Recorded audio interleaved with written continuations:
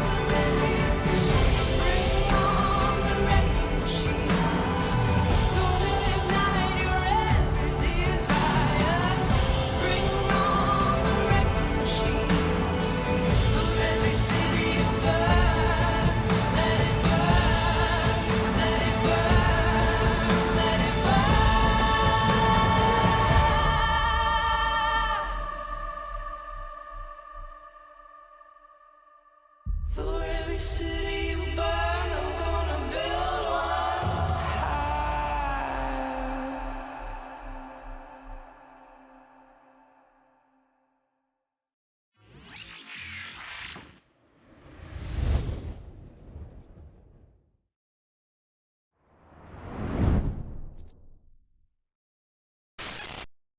Greetings, fellow Empyreans. I am Ashtarothi, the voice of New Eden, and it is December 8th, YC125. And are you ready? It is the moment we've been waiting for.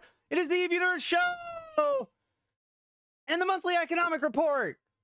Wait, not only, okay, I did that last week, or yesterday, but this week, or today, wow. Where is it? No. We are doing the monthly economic report, so haha. Okay. I've been a little bit more than discombobulated this morning, so bear with me through today. I do have, so yesterday we've been talking a lot. I was talking to some people, and like the question of like what are war clones and who are the Arkombine was something that a lot of people were like I've been hearing a lot about. So I wanted to definitely cover that today. There isn't actually a lot of information on Arkombine, which is kind of the way that they would like it. But I've assembled pretty much everything that I could find of that we know is associated with Arkombine, and some other stuff about Mordu and stuff that I have to present to you later. But first, I wanted to go over... I also want to go over yesterday's scope videos, see if there's anything in the ticker, since we didn't really go over that yesterday, and whatnot. I do also want to point out, you know, this pod behind me. So you get this pod skin for participating in the Eve Vanguard test over the next, what, 3 remaining days, I think. So even if your computer has difficulty handling it, I would recommend at least downloading Vanguard, going in, you know, single-digit frame rating your way through a single fight, and then, you know, hopefully you'll get credit enough to be able to get one of these pod skins, because, I mean, they look pretty good. I like the Arkombine Arisen skin. But if you don't even want to do that, I will say this right now. Where is it? Oh, it's over here. So this skin right here, this amazing looking skin, if I may say so myself, if I dare say, excellent looking skin. I think one of the ones designed by Tamber, for free right now for watching Twitch. Any of the content creators for EVE Online. Even if they're like if they're playing Vanguard or whatever, as long as it's in the EVE Online category, then you can get it. Now, when you show up, it'll probably tell you that you're getting snowballs, but that's because the first 2 hours of the video of watching, you get a crate of snowballs. But then after that, you get this after 2 more hours, and then after that, you get. I believe you're going. They now have put out a crate. So hold on, I'll show you the details really quick. But there's also going to be more, so this is something to be paying attention to. So there's the Polaris skin, which is going to be... I'm so happy about this, because I was for sure thinking that this was going to be, like, paid for. But the idea that I'm just going to get this... Hold on, actually. Because we showed this the other day. I'm very happy about this. Just on like a personal selfish level, you know? I'm like, oh, I'm actually going to get the skin for free. That's neat. Like, look at this skin. It's like opalescent. There's like, oh, I can't wait to kill people in this. Can't wait. When you have time, is there a role for non-Citadel bosses in Modern Eve? Absolutely. Yep. The biggest use for bosses right now is wormholes. And it has 2 different functions. One, players that want to lay low, you know, like if they just have like a ratting wormhole or whatever, often they will simply live out of a pos, because people will detect structures really easily when they're going through a wormhole system, but every wormhole has a ton of dead posses, so no one's actually checking to see. They might notice that you have a shield up, but even then, posses are such a pain in the ass to attack. That's right. So you just Dickstar your pos, nobody can mess with it, or very few people will mess with it, compared to a structure. But the other reason why is because a pos pops up in like within a couple of minutes, whereas a structure takes the 24-hour timer. So if you're wanting to like launch an assault or something, and you need a quick, easy to go, what's it called? Foothold. Like pos is really good, make as like a good muster point. Now I'm using the terms that CCP uses. CCP tried to kill them, but it did bad. Well, no. So as CCP Fozzie said, and I think it was in an interview with me, he said the hardest part about removing posses is the actual removing of them, right? Like they've basically made it so that most feature parity with them has been transferred over to structures, but like they haven't made that smaller, quick to deploy fob style structure yet. But we see that they've been experimenting with these kinds of structures with the NPCs. So these could very well come to players, and then they could totally phase out the posses.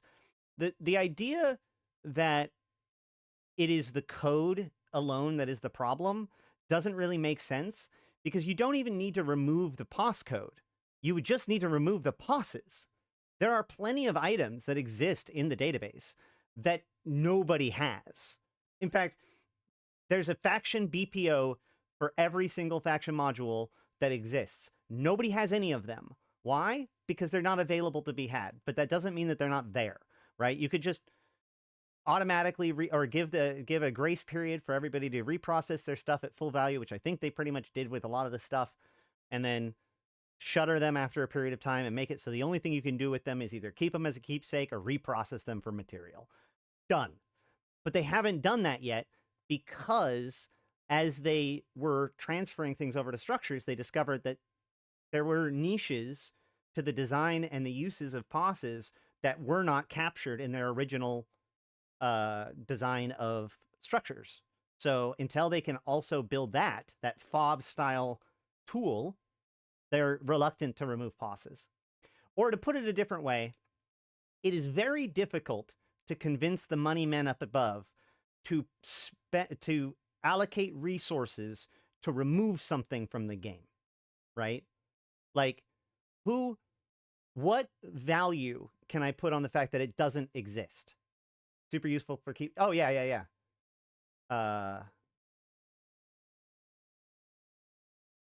Use them to warp to command ships when someone new shows up in local. Yeah, it's true. Oh, yeah, don't have to worry about weapons timers. Exactly. Like, it's got a lot of value in those kind of senses. So, yeah, they still very much are useful in JSpace.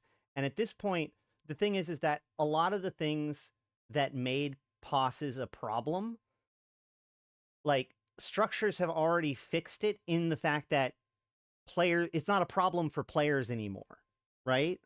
Like the uses of posses now are basic enough that even with the jankiness of posses, they're still good, right? They still work. Like one of the big problems with posses before was things like storage, sharing of sharing of rights or privileges to different things within, like access to the facilities within the POS or whatever. So all of the things that were problematic in those cases were replaced by structures. You now have structures for those tools to do those things. And so the problem wasn't the fact that posses were so janky by itself. The problem was that we relied on janky posses to do things. So now we only rely on posses to basically be there and defend itself, which it does fine with. Yeah, you use them for yeah, I said that. Yeah, if you're doing an eviction, it's the quick pop-up fob, the tool. So CCP would have to make a replacement thing that basically just does the exact same thing that it currently does. So like, why, right? it's not a good use of resources when they could actually just add a feature. All of the damage that bosses were doing to gameplay has been mitigated. Now it just can exist as a meme.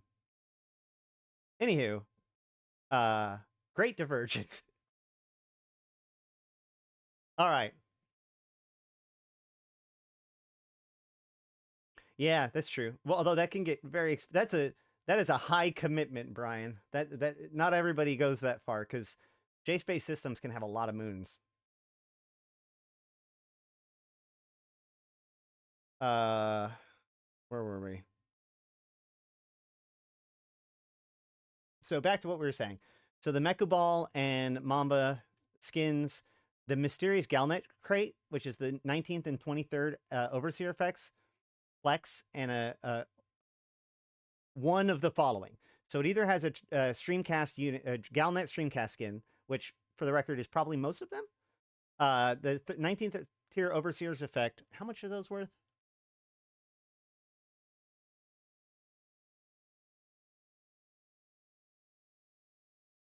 $51 million. So I think that the cheap one would be the 51 million prize. 23rd is 133 million. So I still think the Galnet Streamcast skin will be worth more than that, likely. But of course, Plex is always cool too. But it won't probably be much. Yes, they are all only R4 moons. Which is better than it was before, now that everything needs R4 reactables. All the cool stuff does. Also, there's Evermarks, so you can get a total of 4,500 Evermarks at some point during this period of time, which I don't know the full length of. And then, of course, the Caldari Navy issue Arkombine Arisen skin, which is just another subtle hint of blatant CCP Caldari favoritism. So that's neat. All right. Let's talk monthly economic report. Oh, shoot. I just realized I did this wrong. Hold on.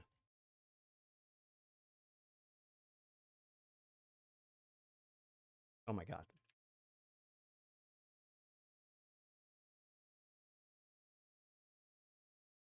Anytime I do the monthly economic report,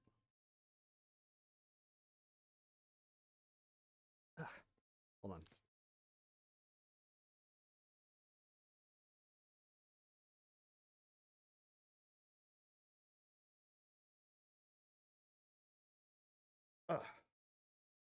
I said I was discombobulated today, so you get what you get. All right, so we're going to pull up the previous 3 or so months of economic reports, just in case we want to refer to it.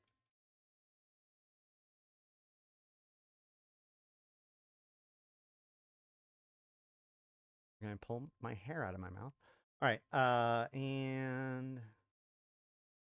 All right, to the top. Yes, it is a Triglavian hoodie.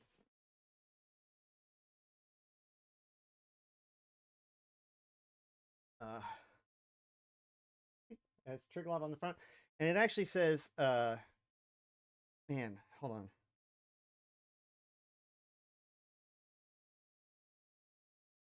Can't remember what it says in Triangle Speak. Oh, no! But it has something written there. I think it's like, I want to say it's like made in something. But it's too short of a final thing. It's got to be... I'll translate that. Yeah, I got it from a... That's... I think... Can you still get that at the CCP merch store? Hold on. Oh my God. Dude, you're going to get what you get today. I'm going to keep saying that. Where is Eve merchandise? Because they're doing this, like, thing right now. So... You all... Not 20th anniversary stuff. Hold on. Apparel?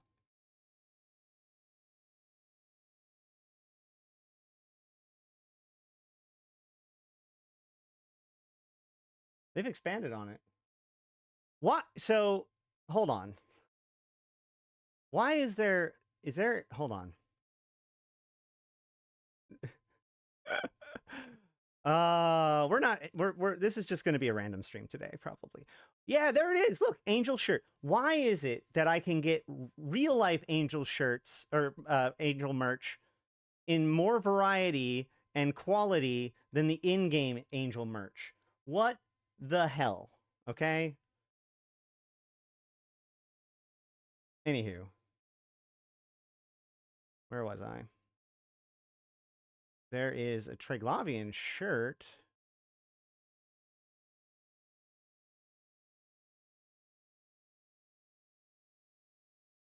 Unfortunate. Oh, there's a deathless zip-up hoodie. That seems cool. But no, I'll have to figure out what that translates to though. I can't remember right now. I also have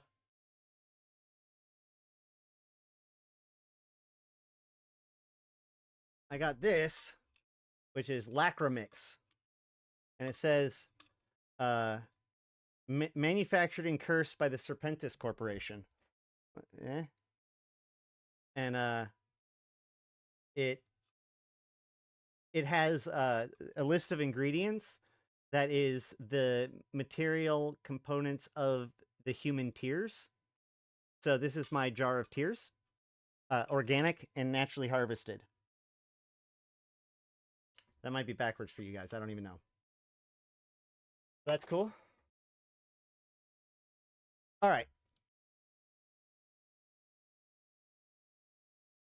We should probably get to the monthly economic report. Or not, whatever. Where is November? Is this? Yes. Okay. How's this looking?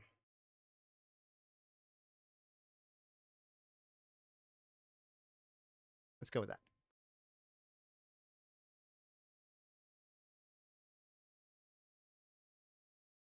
No, lazy one. I've been actually distracting everybody, waiting for you to get here.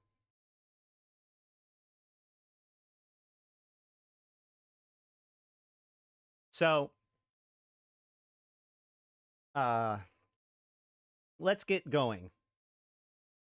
In November, so I glanced at these the other day. I gotta say, I think that they're pretty good. If you look, like, here's September, October, November, you can tell that it's basically just been this huge shoot up, as big as was last year with Uprising. So here's the Uprising from Uprising, and then now we're getting a set without much of a fall off. We're getting another bump up in production, but look at this huge surge upwards in destruction and mining. So there's been, we did actually notice a drop off in mining last month, but it has definitely picked back up, and it is kind of wild. And you can see over time, the shift in mining has gone, like we see this big surge in high sec mining as like a lot of things were changing, like scarcity and stuff, and now nullsec and lowsec, mostly nullsec, has made a pretty significant return. That's right, right? Am I right? No, that's wormhole space. Wait, what? That's mining in wormholes? Okay. Nullsec is the purple band, or the pinkish, maroonish band. So, yeah, that's kind of surprising, actually. But destruction has been pretty evenly spread throughout, which I find is kind of interesting, because you would expect, like we see here, yeah, this kind of, we do see a surge up in low sec destruction during, well, no, not really. Well, I mean, yeah, this higher point would be maybe possibly faction warfare. Remember, this is by proportion. So, like, a big event in nullsec can push down lowsec because proportionally the destruction is moving away. So they're kind of hard to read in that way. But either way, let's move on. These huge upticks look really, really good. We're going to see what that means as we go through. So, key economic figures by region, of course, one of the things I like to look at is Pochfin. Here is October's.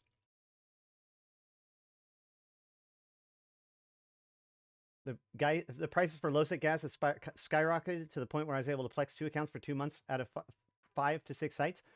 Yep, and it should be specifically Gallente low-sec or Gallente gas is going to be the most profitable, but all but Amar.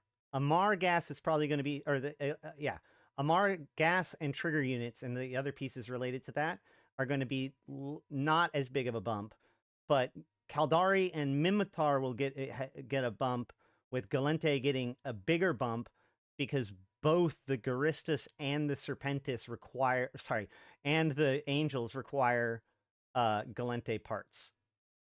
So, and it's gonna be that way for a little while now. What the heck? And it could, like, when this spreads to other places, you know, if Sancha, for example, who I think is Amar, right? Yeah. If Sancha becomes a playable race, then we might see a big spike in Amar too. Jesus, what is that? All right.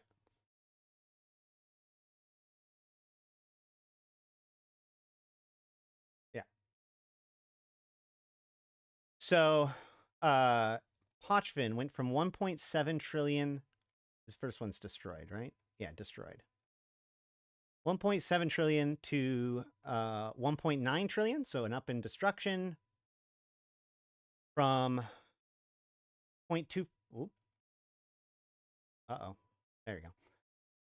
In mining value, it went from 0.24 to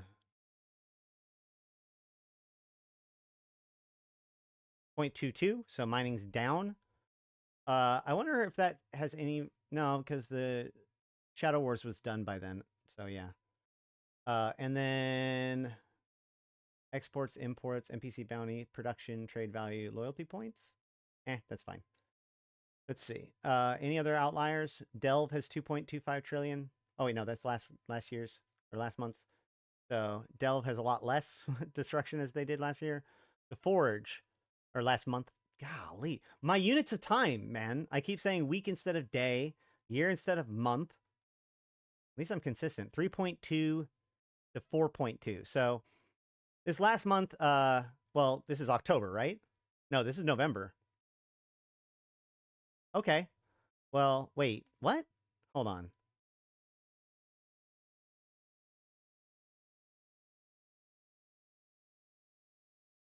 It's kind of weird that ganking in the Forge or death in the Forge went up in November, right? You would have thought that during the month of October would have been more ganking. That's weird. I wonder if that's literally just like, what? Is that?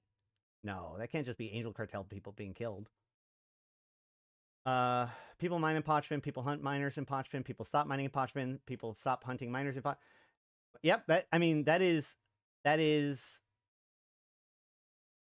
ecology, or that is not, that's how that works. I don't know how else to put it. But yeah, no, I find it kind of crazy that destruction is up by 1/3 in the Forge this month. Yeah, it's called a self-correcting system.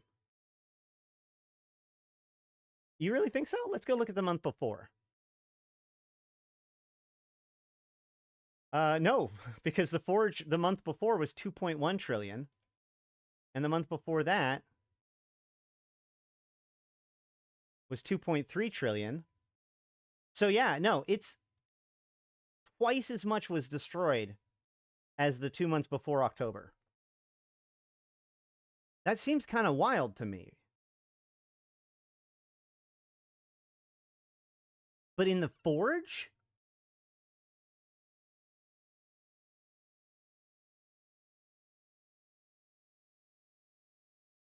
Yeah, that's really weird. That's weird. Anywho.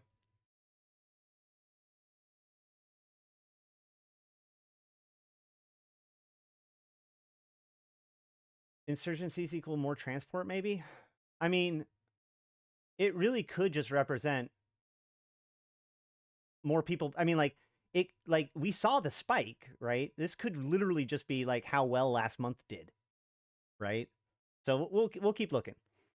Actually, let's just look at this. Let's say comparatively mining. Let's just pick mining. This month, or rather in November, we got 1.8. We got 1.15. We've got 1.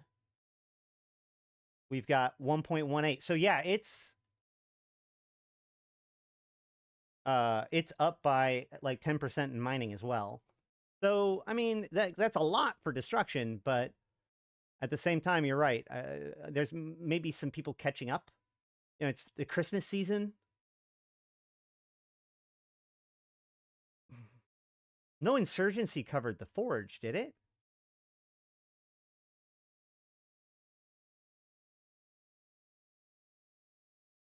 Yeah, but that still doesn't explain the months before that. That's a good point, though. 90% drop rate means less was destroyed. That's a good point. I don't know. Interesting. What about TTC?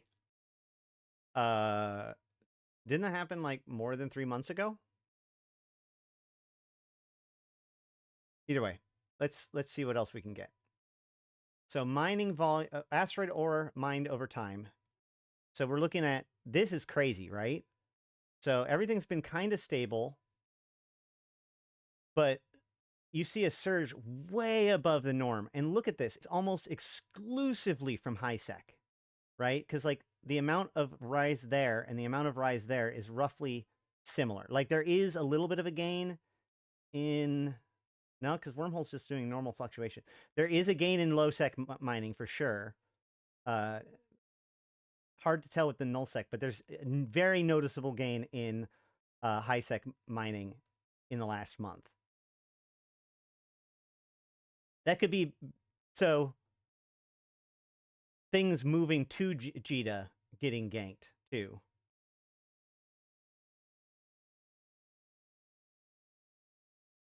Asteroid ore volume mined by region. Delve Metropolis Forge.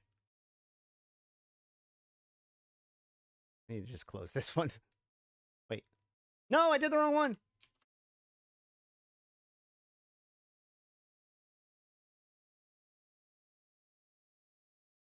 Delve Metropolis Sync Liaison the Forge. So let's look at that. That's very interesting. For those of you who don't know, like the Forge is where Ida is. Hold on. Yeah. Where's the one that's next to it?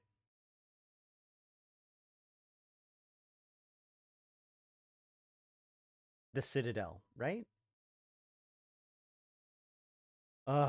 Anyway. So Delve, okay, so the Forge did just over 3.3 maybe, whereas before it was under 3. Citadel, okay, good. It's not that I don't know. I just lack confidence in anything today. Part of that was the 7-day Omega. Lots of multi-boxers fired up high-sec fleets to stock up. Ganking fleets. I wonder if there was more ganking because people could have catalyst fleets or something like that. Was there more ganking last month? I don't actually know. But, like, look, yeah, you're true that the 7-day Omega probably made a big spike. But as we saw... Hold on. If we go back, we can see that, like, the spike that we got from Uprising did not see a fall off afterwards. So even if that's true, that's still really good. No,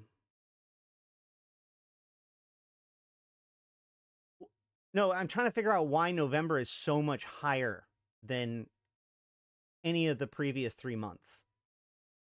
Like, it's more than October, which was surprising, but it's like more, it's almost double August and September, which is, that was the part that was surprising to me.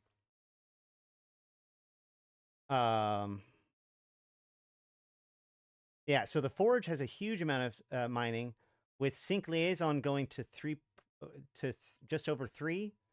Sync Liaison being just under 3. So even though Sync Liaison is up, the Forge and Lone Trek have actually gone up even more. So we're seeing like large increases. In fact, where's Metropolis on the previous one? Yeah, okay. Metropolis was just over 3 billion, and now is 3.5 billion.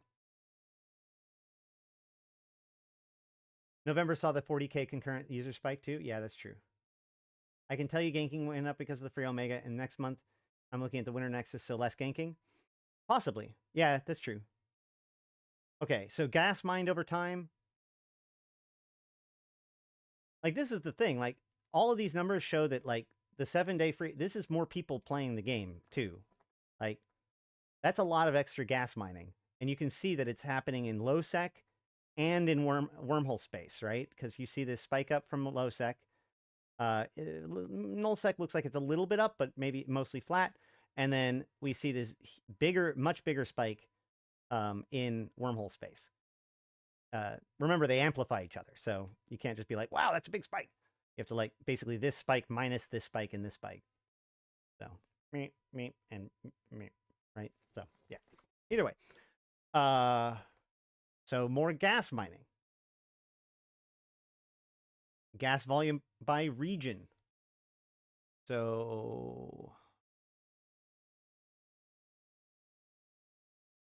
Iridia Lone Trek Placid. Iridia Lone Trek Placid, with the highest being... It's up by almost 2 to 3 million. 3 million at the highest. So it's up... Pretty much everything is up by roughly 10% or better. Ice mining over time, oddly enough, that doesn't go up very much.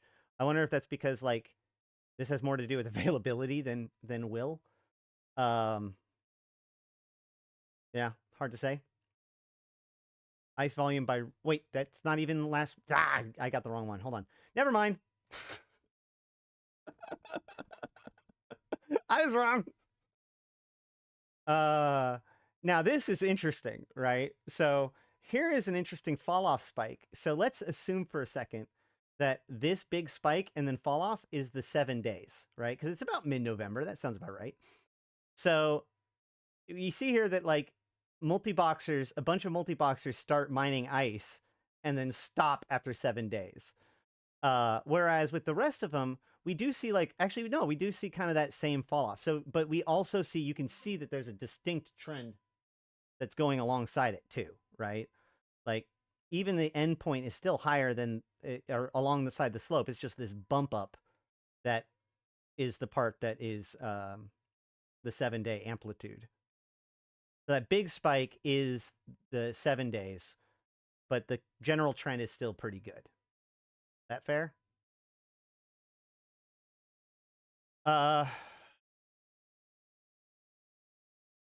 Ice volume by region, Forage Metropolis Evershore.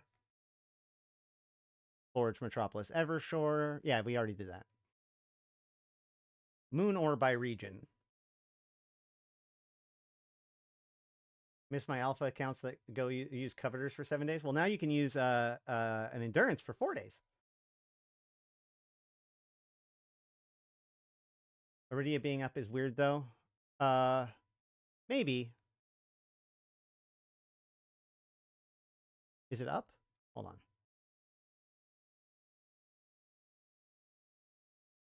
on. Oh. Wait.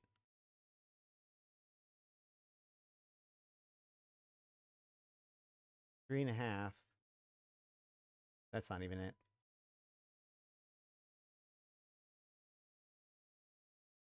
$35. Yeah, but I think that that's just... It has... Iridia is only up by the amount that everything's up. Right?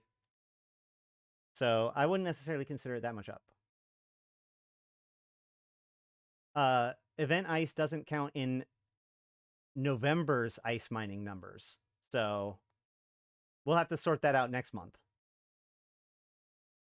Anywho. Moon ore. Moon ore is pretty steady, actually. I imagine that this is, again, the amount of moon ore that gets mined is probably more to do with availability than number of miners, right? So getting a bunch of extra miners won't change very much of how much moon ore is mined, because you'd actually have to change the number of moons that are being drilled to change how much moon ore is being mined. More likely than not. Veil of Silent Delve Domain.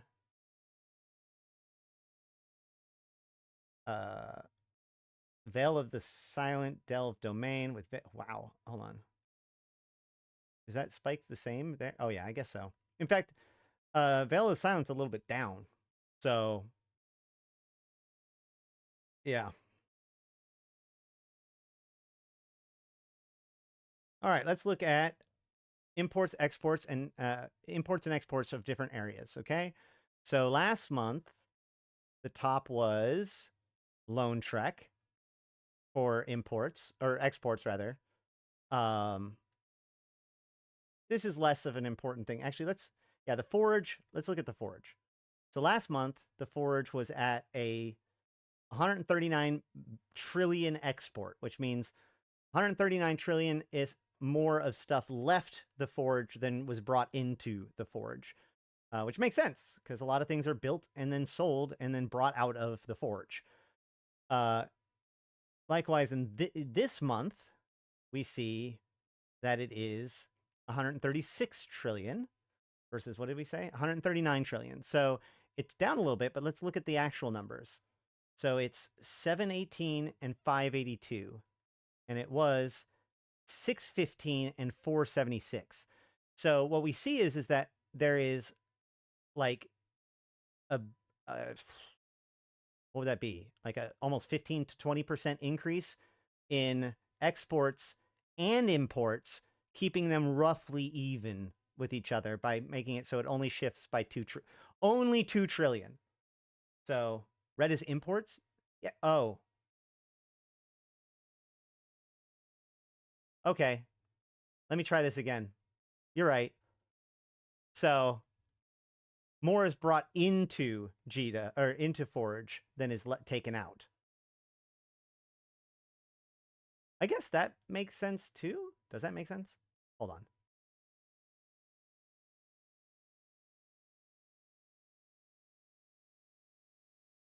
Let's just make sure, because the last 2 months have been kind of weird. Yeah, okay. Yeah. All right. Marcus's job is to remind me every month that red is imports. So that means that more is being brought into Jita than is being taken out. Okay. Likewise, a lot of stuff has been brought into Fade, whereas last month it was Lone Trek. With, honestly, we can see that I think, yeah, Fade is a much smaller maneuver, but a much bigger disparity, which is why it's on the top.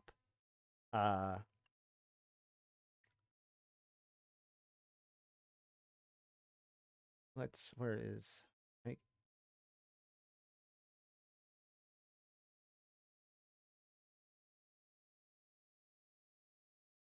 There's Pochfin. Negative 2.7 and so 2.7 and 7. 1.4 and 5 or 6. So yeah, it is up a little. It is up. Maybe destruction factors into imports. Yeah, I mean, that's true. All that stuff being ganked had to come from somewhere. Things get used up in the forge too. Yeah, that's true. Yeah.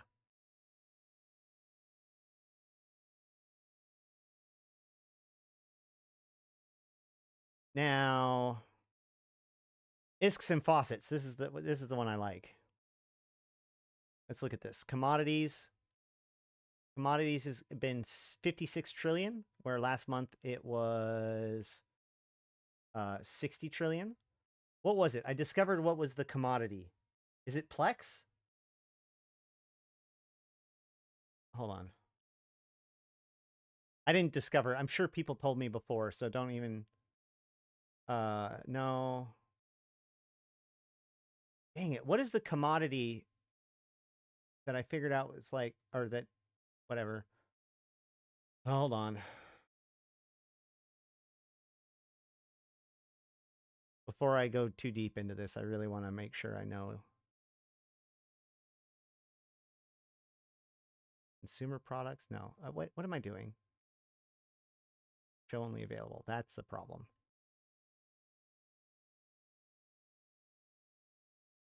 Yeah, so that way you're not left in the dark.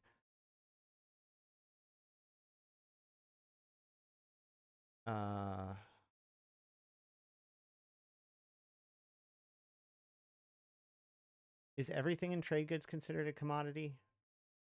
Where are the commodities?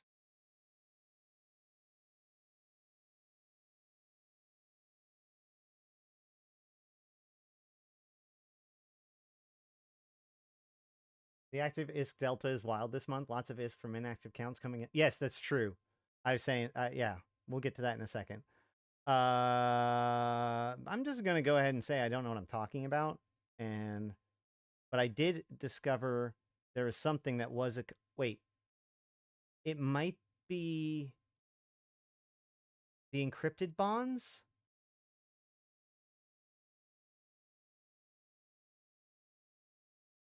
Maybe it's blue loot? No, because we're talking about like the change in price of something. It was something, I think it might be Plex. There was something that when I figured out it was, or when you know, it made it very, very obvious why there's so many, like there's the fluctuations that there are in the commodities market. I think it is Plex. I think it is Plex. All right. I'm going to just say it again. I warned you guys at the beginning of the show how the show is going to be. Let's keep going. You're either here for it or you're not. All right, so what we can see here is October, November, so about halfway through. In fact, there's a pretty clear indicator that this line here is the beginning of November. So this giant drop in Overseer personal effects being sold is November, because this was Crimson Harvest. However, as you know, Crimson Harvest stuff goes down, Sleeper Loot goes up. Triglavian data goes up a little bit. People go back to those other things. We actually see a big spike in rogue drone analysis beacon analysis data. No, that's miscellaneous. What is miscellaneous then? Oh, maybe that's just still more clone blanks being turned in, possibly. So yeah, we do see a little bit of a shift over, like as people need to find things to do after the Crimson Harvest.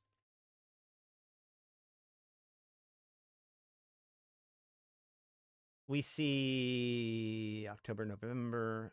Yeah, so once again, the commodity market, this drop-off, we can count that as the beginning of November. Miscellaneous has clone blanks. Yeah. Oh, yeah. Okay, yeah. So that probably is like a second load of clone blanks being brought in.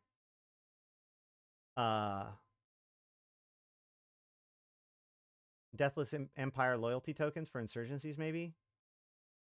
Yes. Yes, maybe. I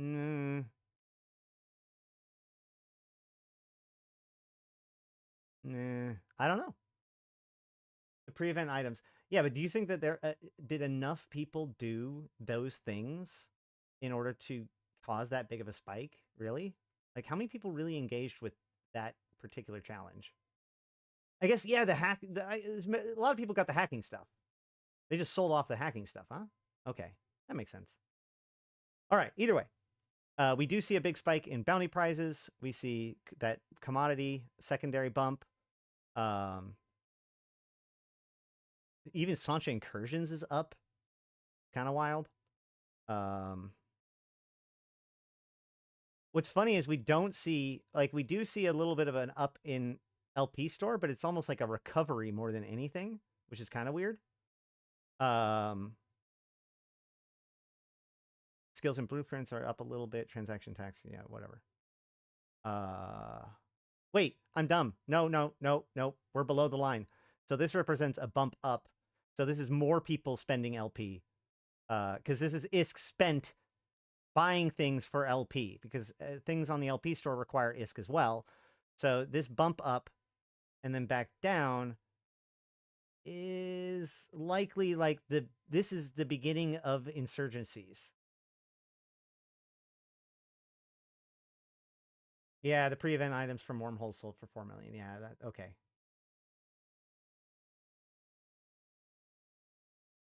Overseers will absolutely spike again. In fact, it'll be the biggest spike of the year, which is kind of actually wild because if you look, like, see this spike here? This was last year's Winter Nexus. This was last year's Crimson Harvest. So the biggest event of the year of last year was slightly smaller than the Crimson Harvest this year, which wasn't that popular. So it'll be interesting to see what things are like with this month's. By the way, I have heard a lot of feedback about this month's winter event, and I haven't really played that much with it right now myself because there's been everything to do. But what I have heard is that the combat sites, in particular the high-sec combat sites, have been disappointing a lot of people. But honestly, the mining sites are where it's at. Both high-sec, low-sec, and null-sec. I've had plenty of people come back to me very happy with their results. Obviously, if you're in low-sec, it's pretty dangerous, so keep your head on a swivel. That venture is not there to mine. Neither is that endurance. Neither is that skiff, or not. What is it? Not a proc, is it? Procure, coveter, retriever. That'd be the procure. Yeah. Yeah, the mining is the best part of the event. It may seem weird. You may not like mining, but it's weird. Yeah, it's the procure. Thank you. Me and names today. All right. Next. That's whatever. This is interesting. So this is money supply, okay? So if we look, this line is November. This spike, how much of a spike is this? Hold on. It was already trending up, right? But it went from 19 trillion, right there, to 210 trillion. Wait, hold on. It went from 1.9 quadrillion. 19 trillion sounded really low. 1.9 quadrillion to 2.1 quadrillion. So that's wild. That means that the overall ISK in the universe on active accounts, the total increased by over 10%. No, 5%. Over 5%. That's wild. That is impossible to be done through productivity. There's not enough ratting in the game to allow us to increase the total wealth of all players by 5%. Now, it's worth noting also the other clue of what's going on here is if we look at the corporation total, it's flat. If this gain was by any kind of meaningful activity, it would probably represent some wealth going to the corporation too. Factual warfare might be difficult to get wealth out of, but like ratting, any ratting would also represent an uptick in corporations. No. Boys and girls, this is people returning to the game. Okay? When your account lapses, because it's free to play, they can't just count anybody who isn't paying as a not active character. You know, so after a period of time of you not logging in, they kind of decide that you're not playing anymore, and so you're not counted as an active player. So this is a huge gain of several, like lots of people with some institutional wealth, like pretty good wealth coming back to the game. All right. That is wild. Thank you for the sub.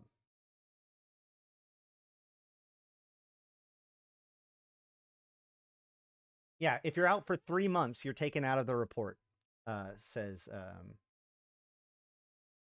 Aki, which that passes my sniff test.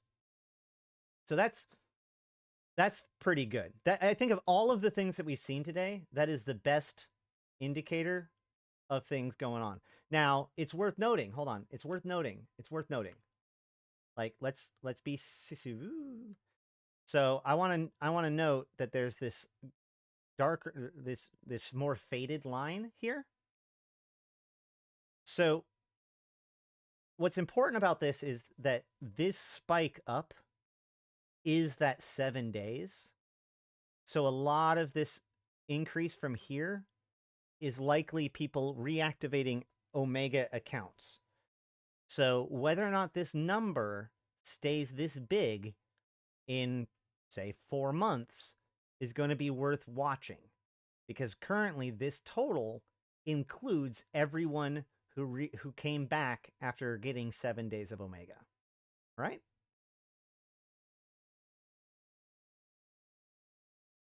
Now then, velocity of ISK. So once again, we see a big uptick. Now, it's not any bigger of an uptick. We see swings like this all the time, so it's nothing to like write home about. It is worth noting that like most of the time, the big swing on the orange isn't represented nearly as much by a big swing on, I mean, it's muted. But I would say that this looks better for without contracts and perplex related items. So this is, so basically this represents the overall change in ISK passing hands, whereas this bottom one represents real change of ISK writing, you know, like only market items. That isn't Plex. Vanguard and Havoc have reactivated a ton of people, at least anecdotally. I agree. And like I said earlier, we can look back at the Uprising bump and see that, like, the lines didn't go back down that much after Uprising. So, yeah. $6 per billion. The total active ISK is worth $12.86 million. So, we want to cash out. All right.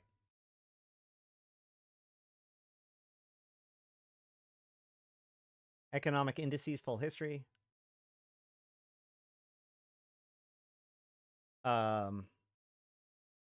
Wait, was it skill extractors?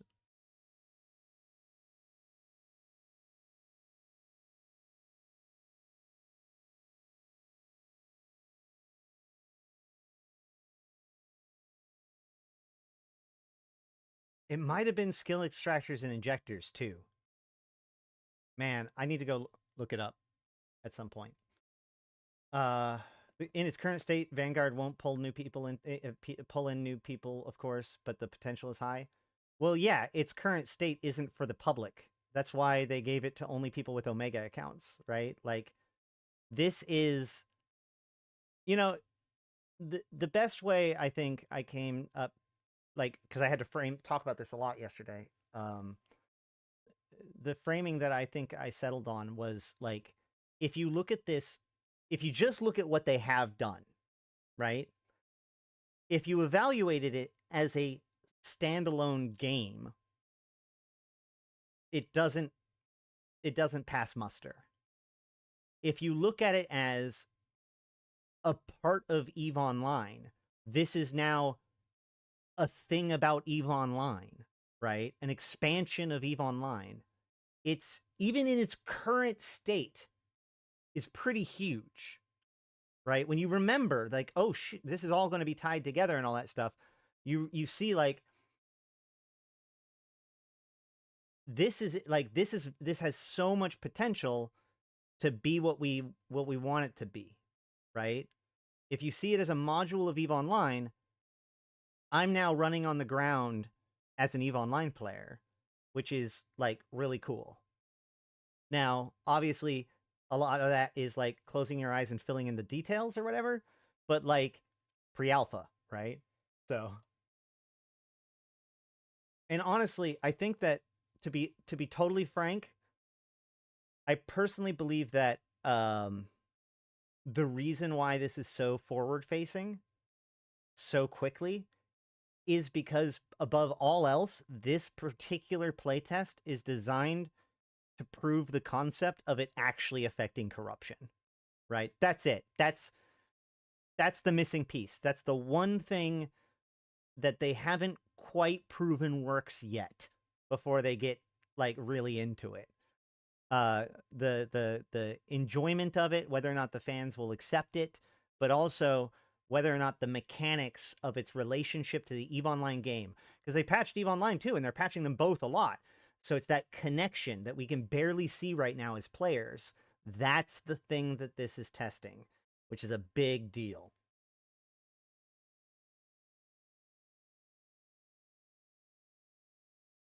I wonder if they're taking notes from WoW subscription. You can get like 4 different versions of the same game at this point. It's true, but I also think that like from their point of view, this is so much more brilliant, right? Like to have because once they started, as soon as they announced Vanguard, there's been this really strong push by CCP. The narrative that I've seen them pushing is this idea that that Vanguard is a module of EVE Online, right? That you have an EVE Online account and it interacts with the EVE universe in these different ways. This is just a different way of interacting with the EVE universe within your character, as opposed to a whole separate game, which is what all of the previous iterations have been, right? This is interpreting it as an integrated piece. Rather than selling it as 2 games that are interfacing with each other, they are selling it as one game with 2 clients for 2 purposes. Which is probably technically very similar to each other, but narratively it means a lot, I think. There's a lot more people. Yeah, playtest is a stress test as well, but remember, they did a couple of stress tests before this.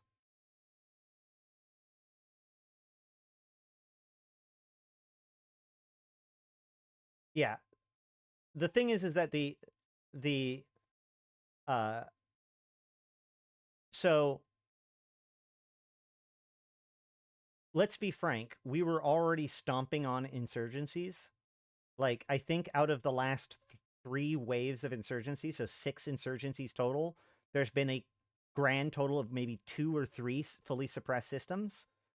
So like the strong advantage is on corruption side right now.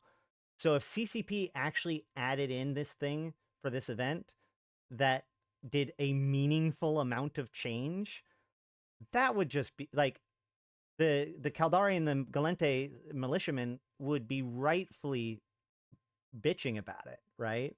Like, yeah, they sold it on the idea that they increased it by 33%, but they did that because they were so overwhelmingly powerful in the first insurgency.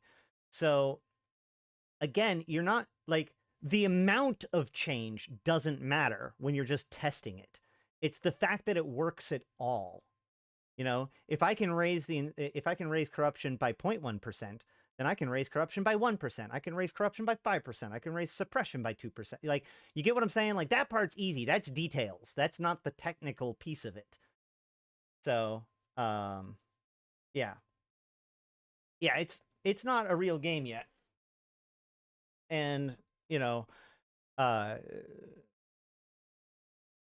it's obvious that they built this because they've been showing the same level everywhere and the same gun. This is what we're seeing in Vanguard right now is almost indistinguishable than what we saw at FanFest. And to me, it isn't so much that they haven't done anything to Vanguard, and, you know, they've done no development in the last several months. It's that, like, the real work is happening in the background, right? The levels of designers are still designing the levels. The tools to build the tools to generate levels programmatically or whatever it is that they're going to do, that tech hasn't been built yet, right? But like, this is like assuming that there is a level. Does this work? That's all this asks, you know? That's why this is called a vertical slice. So,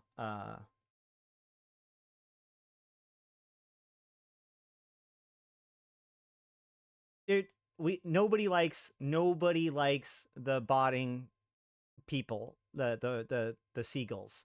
Nobody likes it. The militias don't like it. The pirates don't like it.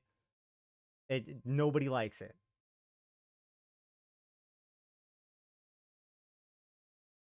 Wait, everything's fine, right? Yep. Okay. All right. Well, you know, I think that we're still doing an MER.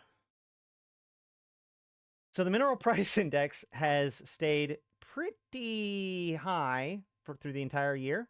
Any dip that came from last month went back up. Secondary price, you know, pretty good, whatever. The primary producer is a little bit down, but we'll look at the details.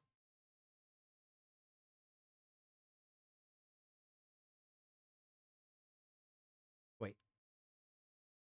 Oh, yeah, that's full history. This is since 2018. So this is the same chart. So if you see like this area here is just expanded to this area here. Triton Zarzak is not helping average price, maybe? What? Hold on. Well, the expectation that CCP had was that the empires would actually do a good job against the pirates, because the pirates are new and not really well formed yet, but the militias have like well-established alliances. Look, Zarzak's going to be broken until the bubbles get removed. All right? Like, I don't know what else to say at this point. I'm not the only one saying it. You can just pay attention to what's happening and just see that like Zarzak is never going to be considered like taken seriously by the pirate groups until there's no more bubbles in Zarzak. Like, it's all ha ha ha funny. Nullsec gets to play their pranks, but like, it's our only home system.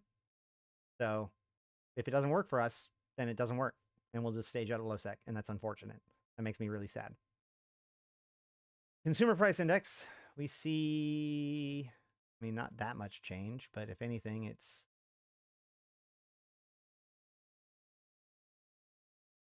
wait, what? Hold on.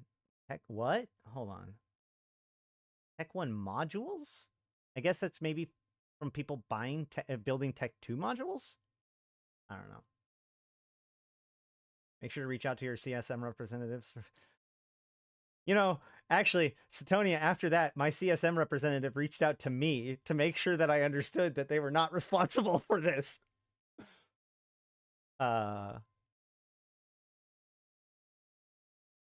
Yeah, nothing really worth commenting on, honestly. That's a bright blue one, though. What is that? High-end minerals. So it did dip down last month, but then has gone back up. The militias are organized. You know, that's what I kind of thought, too, at the time. But, you know, whatever. Wouldn't be the first time that CCP underestimated the situation. Primary producers. Advanced moon materials. A little bit blue. I mean, okay. Nothing fascinating there. Secondary producer. Commodities are down. Whatever that means. Honestly, I think so that tells me, because remember there was a sale on skill extractors or whatever. So I think that's what that bright red is. Meanwhile, what's this one? Commodity. Wait. What's an accessory then? That's the thing I couldn't figure out. God damn.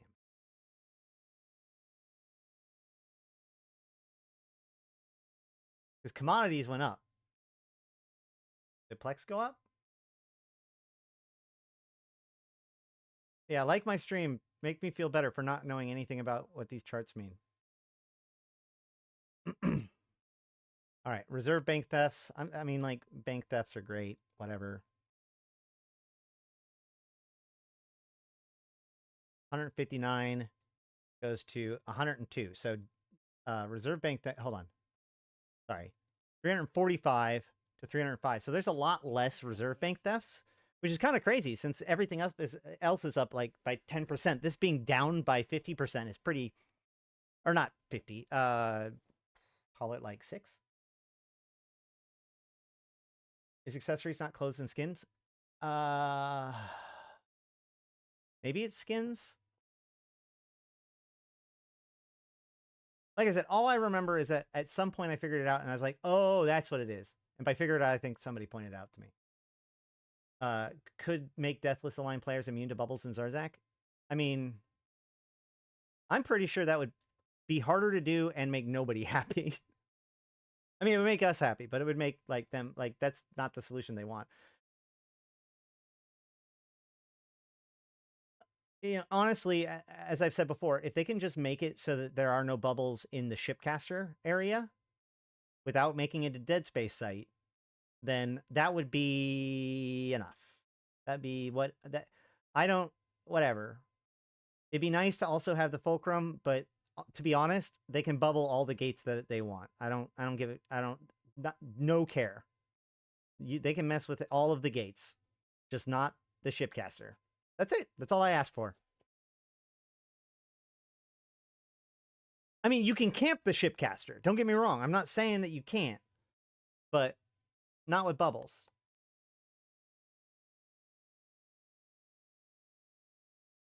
Thefts. Blue loot. Wormhole net trade. Here we go. This one's kind of cool sometimes. So last month it was 513.81. Here it is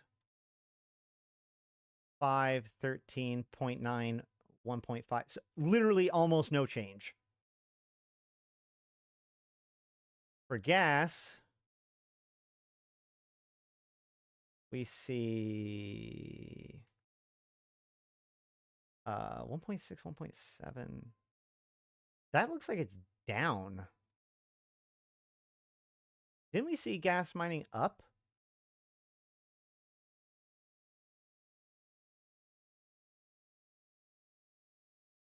Huh. And then minerals is up? No, down. Because it's 0.6 to 0.5, 0.7 to... Oh, no, it's up in C5. And down in Class 2.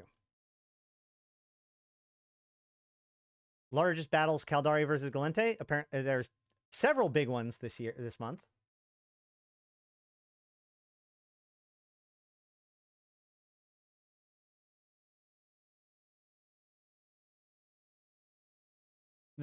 The thing is that, like, as I said before in my rants about it, the issue is that, like, right now, the only reason why we don't have a big problem is because nobody's forced to use Zarzak, and therefore everybody's just kind of avoiding relying on Zarzak for things when it comes to the war zone. So the more we commit to using Zarzak, the more interference with Zarzak would be a big deal. So if it matters, as soon as it matters to the militias to stop us by camping Zarzak with bubbles, that's what they're going to do, right? Like, why not? The problem is that right now it doesn't matter. So why would you do it? The only people that are doing it are like a bunch of people that just want to get some free kills. So it's that big of a problem by only being motivated by bored people. Imagine if people actually have real motivations to do it. Anywho, yeah, that's about it for the monthly economic report. Seems really solid overall. But we're going to have to wait till next month's economic report to see how much we can hold on to the gains that we got from the 7 days of free Omega. So that's about it for me. I don't even know if this is going to be a cutout segment. If it is, probably thank Ardenika extra because she had to cut or figure out how to edit this. I don't know how. So thanks. But thank you all for checking this out and sticking with it, watching the stream, watching the video, and stay here if you're live. But for the YouTube viewers, the recorded audio. I'd like to thank my top supporters: Abyssus, Aikawarazu Chan, Arkas Ilring, Belligerent Neckbeard, Black Rose Noble, Dajat Lemmont, Drake, Federation Frontline, Ganai, Jay Coons, Lumi, Midnight Space Monkey, Milk, Not Just Fun, Punchinello, Seeds of Plenty, Serenolin with No Eyes, Sho'Danar, Syliana Vel'ash, Tgen Tgen, Nephilim, Grendel, V-Rod, Cruiser, Yantey Lepouf, Zaul Nex, Zero, as well as my Mortal Tier supporters, 745 MPSI, Aradenika the Queen, Ebolit, Erladis, May, Malik, Starfire, Mercuton, Nihilum, LM1, Sheesh, and Rid. Thank you guys so much. Like I said, if you're watching this live, stay here. Everybody else, thank you. I've been Astrothi, the voice of New Eden. Until next time, I'll see you in space. All right. Woo! You know, I could just be here like this, Danny, and be like, ah, I could bump my knee. Ah, ah. No, I'm not going to.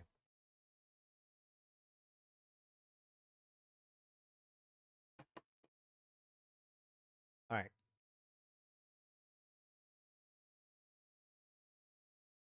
Let's talk yesterday's scope. Thanks for all those thumbnails. You're welcome. All right. Let's just watch the scope video from yesterday again, and then we'll go over the ticker.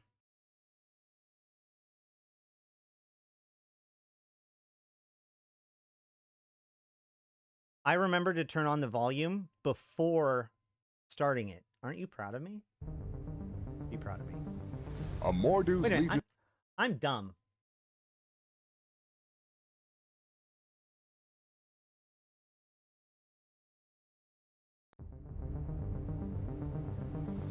A Mordu's Legion task force sent to reinforce corporate security troops on the besieged planet of Hevreys 3 was ambushed by Garista's pirates last night.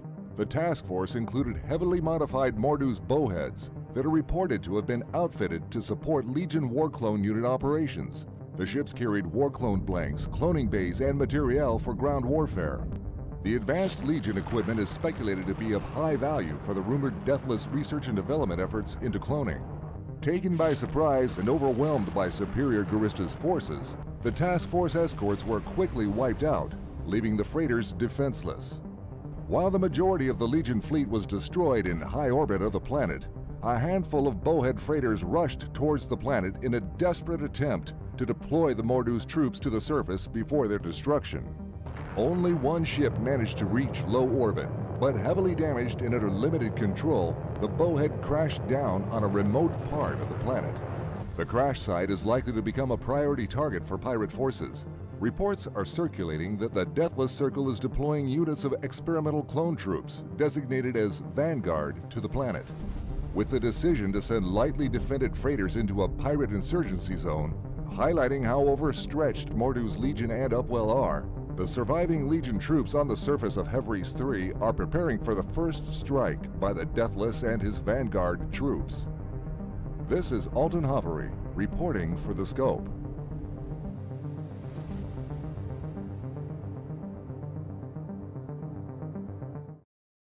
All right.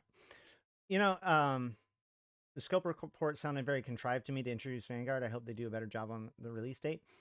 I kind of agree with you. I mean, like, yes, I agree with you. But I would say that the reason why is because, again, going back to the whole thing, this level that we've tested today, that we're testing right now, is old.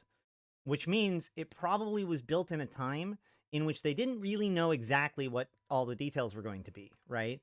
And so, like, they made the decision to, they needed a big ship, big hauling ship to use, and so they used a bowhead.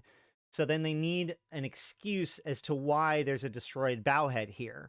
So they kind of were, and you know, they're also needing to set up the fact that it's Arkombine versus Mordu and all that stuff. So, like, yeah, but at the same time, they were kind of forced to use the context that was built into the map already. I don't know how much of that was decided before they started building that particular map. But obviously, future stuff won't necessarily have that same constraint. Yeah, I mean, I assume it's going to get only bigger from here. That's true. Thank you for that pointing that out, Laurelite. Is that bowheads have been used for a long time by players as like a war barge conversion by our peers. I know that was used a lot in Pochfin, for example. So it's not unheard of. It is kind of weird. Like I said, I do agree that it seems kind of contrived. Like there is the question of, well, why were they actually there, even if they're stretched thin? But if they're stretched thin, wouldn't it be even more risky to have things unattended? But I mean, again, I get the feeling why that they had to have the story match the map more than the map match the story. I was also thinking yesterday a lot about, like, I think that the reason why we have the stage that we have at the very beginning is the fact that Unreal actually bought Quixel, which does mega scans, which basically what they specialize in is a whole bunch of really high quality, like photorealistic scanned rocks and tree stumps and stuff like that. And now because Unreal purchased them, sorry, Epic's purchased them, Unreal developers get access to all of those for free to use in their games. So, like, if you're an early developer and you're needing to kit batch something together, like, you don't want to have to make too many complex assets for it.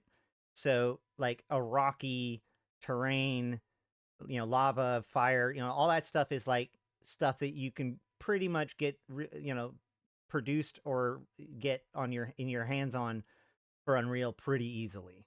So, yeah, I imagine as you know, there's a very good chance that everything that we're seeing right now in Vanguard, like when Vanguard releases, not a single bit of data will even be in the final version. Maybe, you know, a line of code or model or anything. Like a tech demo, likely that some will be converted over, obviously, but like I've worked on solutions where our first tech demo, our proof of concept tech demo, like the entire thing was scrapped as soon as it was over. It was awful. It was just like, because we just needed to build it to answer the tech demo question. We weren't architecting it all the way through because we didn't even know if it was going to work. That's why it was a tech demo. So, you know, like, it makes sense to me that they would build, like, the first level would be like that, as opposed to a lot of the, you know, the models and stuff that would have to be handcrafted.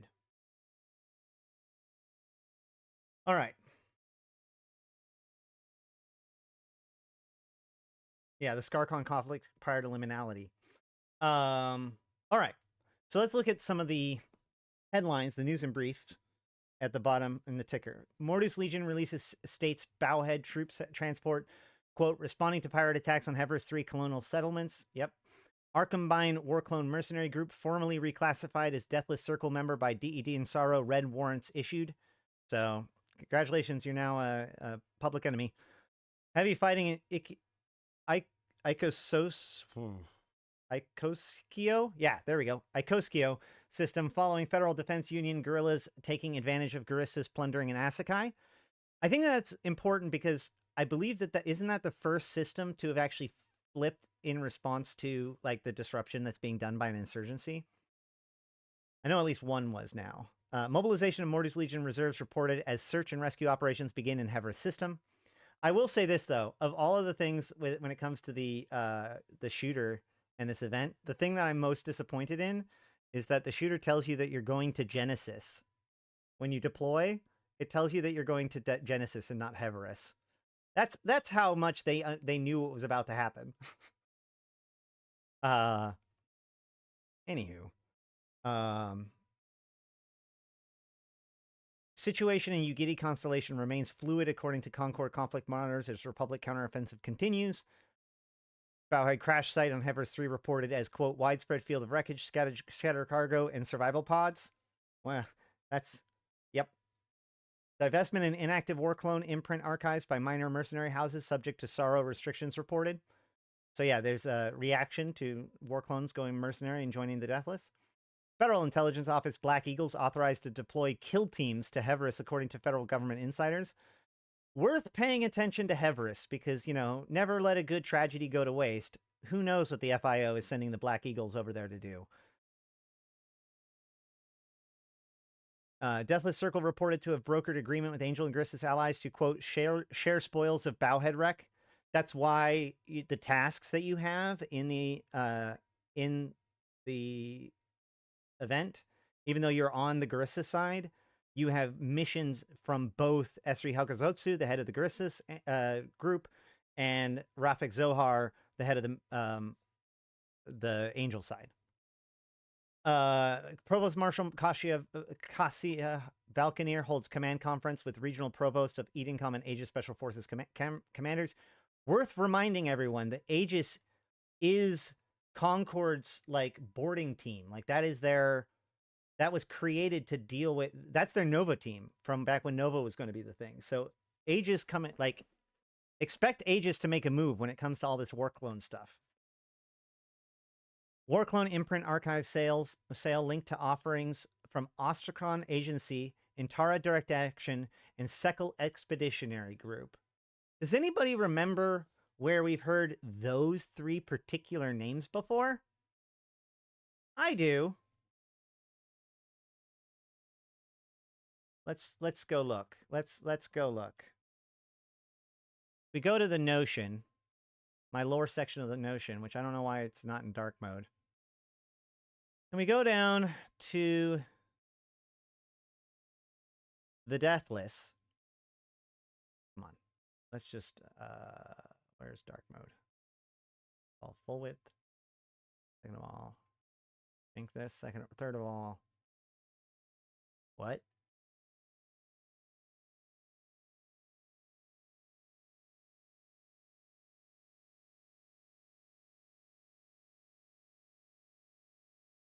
I thought this was really easy. Whatever. You know what? Sorry. It is what it is. Anyway, so it says here that the shadowy network of smugglers linked to Caldari and Thucker organized crime mercenary groups have been steadily increasing across New Eden. The ruthless alliance between the likes of Intara, Krulifer, Onikonobo, and Sekal is not to be underestimated. But yeah, we see the Deathless. So the Shandeli Civil War, we get the report, private military forces from Intara Direct Action, Ostrakhan Agency, and Sekal Expeditionary Group has disengaged in the last week, citing the presence of Federation covert and special forces as cause for activating sovereign non-compete clauses in their contracts. But we also see that the FIO dossier and the Serpentis military buildup making its way into the hands of an entity known only as the Deathless. While being confused as to the exact status of the Deathless, these reports allege that the identifier was recently used in the hiring of several mercenary corporations previously active on the planet Shandeli. And the mercenary corporations that were previously active on Shandeli, but are now not, as of this thing, which happened 15 days later, was Intara Direct Action, Ostrakhan Agency, and Sekal Expeditionary Group. So when you see those, think Deathless, and then, of course, we come back here, and we see Warclone imprint. So, and the Ostrakhan Agency is, of course, tied to the agency, as in the tool that we use in our UI.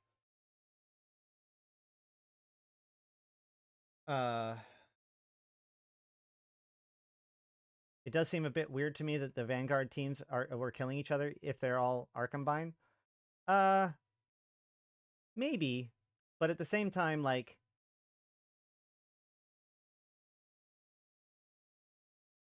they're war clones.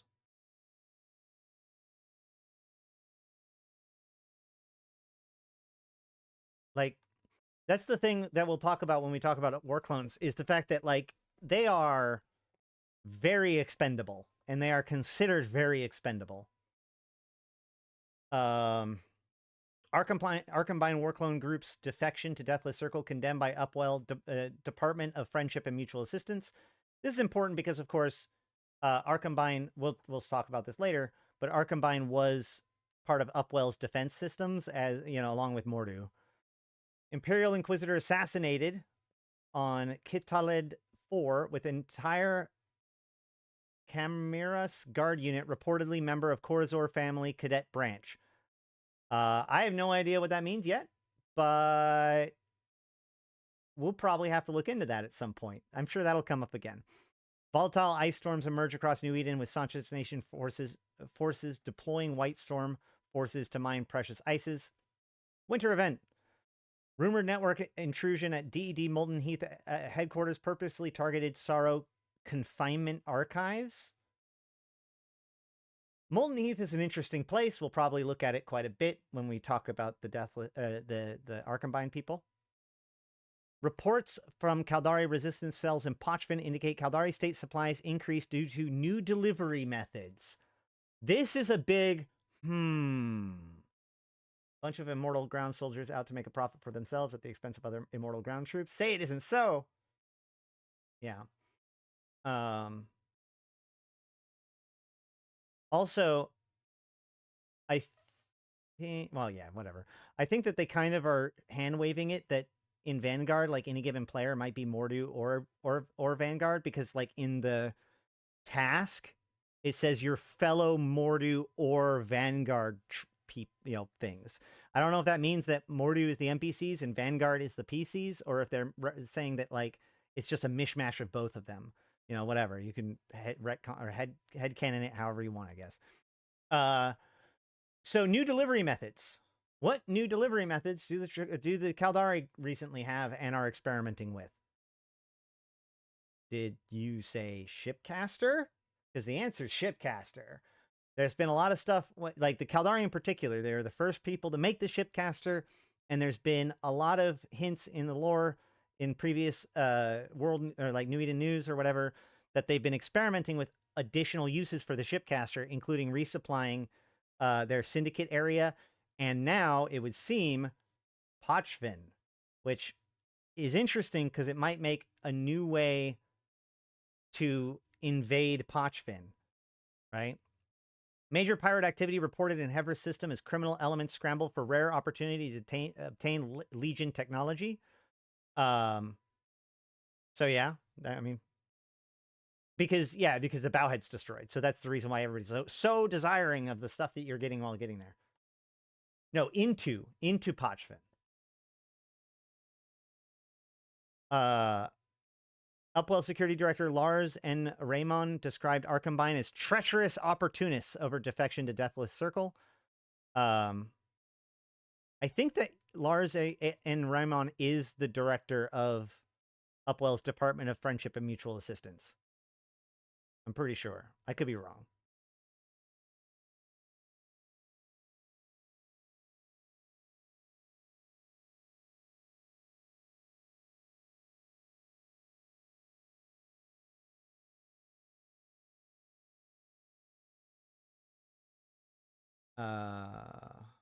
Nope. He's the head of Upwell's security apparatus.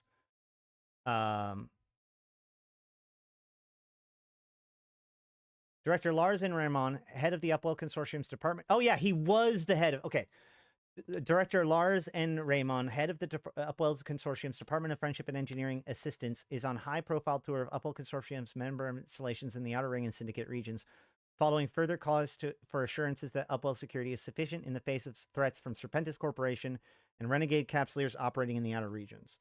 When is this from? 2016.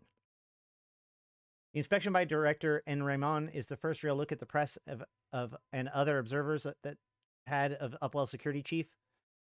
DIA EFMA director has a relatively brief public resume consisting of a period of project lead with a Crux Special Task Group, right? Preceded by service as an officer in the Federal Navy after a tour with the Federal Marines. The appointment of Lares Hane as the head of Upwell's security apparatus causes some comment from Federation political circles given the history of antagonism between OR and the Federation, even before the period of Serpentis control that came to an end with Upwell seizure operations in Outer Ring. One source close to the Defense and Intelligence Committee of the Federal Senate has suggested to Scope that Hane was a renegade officer who was quietly dismissed from service before his entry to the private sector. The Scope has not been able to substantiate this claim, and the federal service record remains confidential. Concerns as to Upwell Security's arrangements have come to the fore once more in light of what appears to be a major buildup and mobilization of capital ship forces by outer... Blah, blah, blah. All right, so that's kind of interesting, but like that, what that means is that like effectively this headline and this headline are the same, but represented by two different like names, which is kind of Underworld rumors and reports from Hevris claims Deathless Circle deploying experimental war clone units to Hevris 3. They could also just be fighting because it's the proving, right? Like, they're experimenting. Vard system under threat of... Also, I gotta say, like, the reason why they're probably calling it experimental is because if everything goes horribly, horribly wrong, then it was an experiment. Vard system under threat of Angel Cartel raids, again, as insurgency centered on Azure spreads across 10 systems in the war zone. You're welcome. Caldari Navy raises alert levels in Kurala Constellation as repeated raiding by Grissus lead to new militia frontline systems. Edencom Intelligence reports new high-energy readings from across Pochvin as lull in interclade fighting continues. So again, there's been talks about Amar maybe making some alliances with Triglavians. The Caldari are now resupplying their soldiers in Pochvin. There was some the interfacing and coordination between the leader of Minmatar's faction warfare and the leader of their Skarkon resistance groups. I don't know if this I don't know if this means anything's coming now. What this means is that CCP really loves to keep Pochvin on this nice low boil. Upwell's naming convention is just screams of someone pretending that they aren't evil. Yeah, I know, right? It's just like, welcome to corporate. Have you seen their commercial? Hold on. Have you seen their commercial? Give me a second.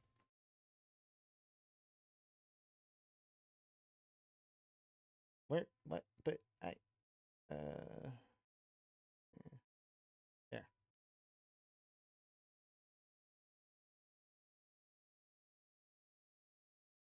How do I get the new launcher? You should just be able to get it now. If you the support page for it has it.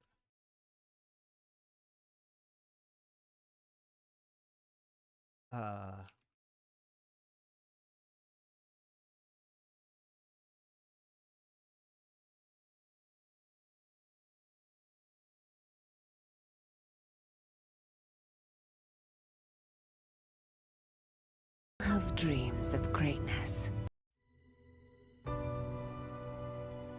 We all have dreams of greatness. At Upwell Consortium, we have made this dream a reality. The Citadel.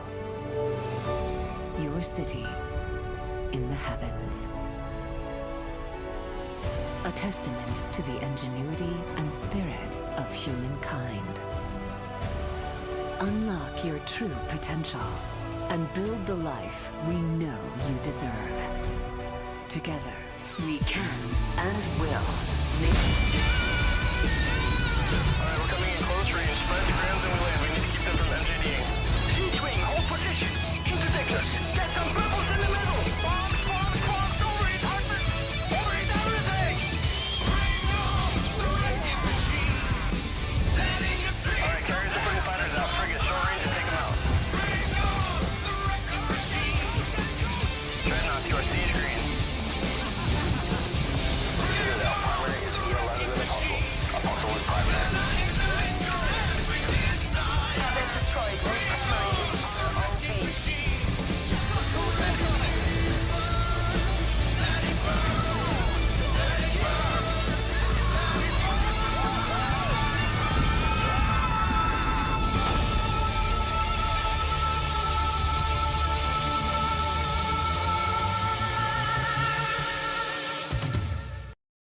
Yeah, they're perfectly not evil. No, I love the fact that like even like Edencoms or like the Edencom ships and their ammo, which is built by Upwell, all have like the like flavor of the month pop culture. You know, it's like Slam Bolt. Hold on, what are the? Let's go look it up.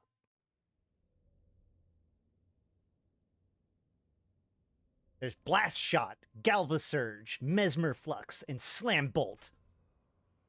Power Surge. It'll make you ah! Yeah, the first half was an Upwell commercial. That's right. All right.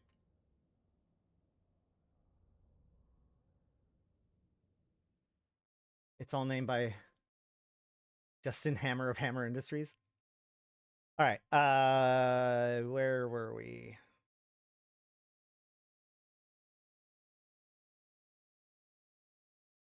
Yeah, Caldari State and Intaki Syndicate signed new trade agreements enshrining Caldari colonial resource claims in exchange for tariff reliefs. That's the Caldari sovereignty in Nullsec in Syndicate, which I'm sure will remain totally stable. Walmart store brand energy drinks. Yeah, exactly. Upwell Chairman Yanisar Atu holds summit meeting with Muria Mordu, or CEO Afet Aset, and representatives of Empire corporations. So, yeah, this is I mean, like, obviously this is like an all hands meeting. Mordu and Mordu's Legion. You know, this.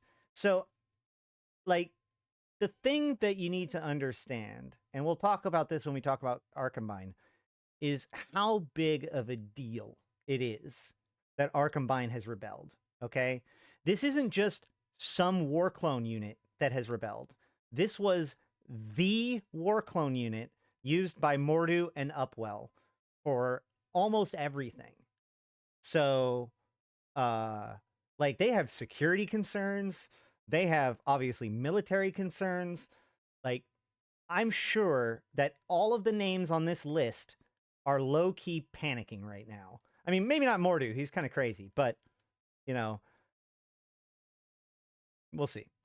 Devastation in Azara as major battle erupts between Amar and Republic regulars and Capsular militias seek to support naval forces. Colonel Oveg Dursk of Sorrow's Red Troop anti-war clone unit blasts, quote, war clone traitors to humanity and lawful civilization. Republic incursion into Huala Labapi corridor, adding to mounting chaos in Amar Mimitar militia war zone. And Sansha's nation incursion in Pegasus constellation of Tashmerkon region, reportedly attempting unusually heavy ground assaults. Just more ground attacks, all in the kind of the same theme. So that is the news in brief from the scope video from yesterday. Are we ready to move on?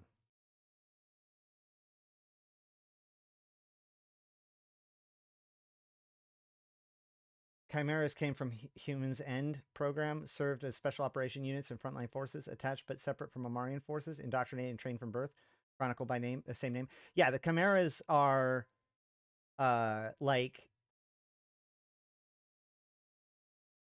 yeah, they're basically a bunch of brainwashed super soldiers that have been trained since birth. I almost got them confused with the Valkyrs, which are like Mimitar's like commando unit made up of like the most hardened criminals. Hey, Punch. I mean, we're 2 segments in. So I think that we can still cover Arkombine pretty good. I don't have a ton to go over, but I think it's really important. So we're going to go over Arkombine, what we know, maybe what we don't know, and we might revisit it more later. Actually, I do want to check something before we jump into it, which is I go to my own YouTube channel.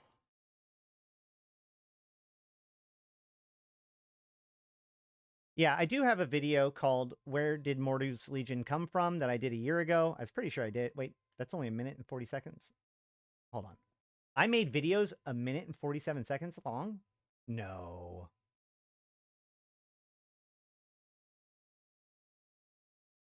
I'm going to do a reaction. War strikes me as a relatively cosmopolitan bunch. Well, that's because they're capitalists. Like, Or has like expanded and works with all of the nations or all of the empires, but Outer Ring excavations, the Outer Ring was Cloud Ring, and he was a Galentian. The leader himself is Caldari. Oh, Mordu? Right. Yeah. Because he was on the Caldari side. But he ran a detachment of Intaki that were fighting on behalf of the Caldari. But then when they were mistreated by the Caldari, because the Caldari are raging racists, he took them and formed his own mercenary coalition. Man, that guy's smart. We should definitely sub to his channel. All right. So our story begins with Mordu a little bit. We're going to have to give some background information, right? You know, as you just heard, Mordu was a military commander that worked for the Caldari, eventually became, you know, him and his dudes tried to retire on a planet. They got messed with, and so he went off and took them and made it into a mercenary corporation. Yeah, I mean, it is a good... Yes, Vire. It would be good. We try shorts. We even did a couple more today. Or this week. More do than less do. Yeah, but one thing that is worth noting is that Mordu is kind of crazy. He was cloned late in life, and like it might have broke his head. But the state of war changed in 2010. Okay, 2008 we see, or in 2009 we see the rise of the Empyrean Age. The Empyrean Capsuleers start to gain even more power, and we begin representing the factions in faction warfare and whatnot. You know, the power of immortal Capsuleers has really been impressed upon the entire cluster at this point. And also, meanwhile, or shortly thereafter, a catastrophic event on a galactic scale occurs, detonating the YC125 caches in 10 different locations, ripping apart space-time and creating the wormholes that we now know to the systems of Anoikis, where we discovered an ancient civilization known as the Sleepers, who had nestled themselves in an even more ancient civilization known as the Talakan. Well, from there, what they found there was this civilization of sleepers that were not dead, but rather had countless numbers of them in suspended animation, hooked up to a virtual reality construct. And unfortunately, a artificial sapient, some rogue artificial intelligence, something that was never designed or created, but emerged potentially naturally from the code itself, kind of gives rise within the construct and seeks out across the universe and discovers that the Empress is being transmitted. He didn't even know necessarily it was the Empress being cloned at the time. Well, the future Empress, I should say, being cloned at the time, and so stitched itself into her brain and taught her the secrets that it knew, including the location of a Terran superweapon, and led her to send her troops and her scientists into Anoikis. And that's when this happens.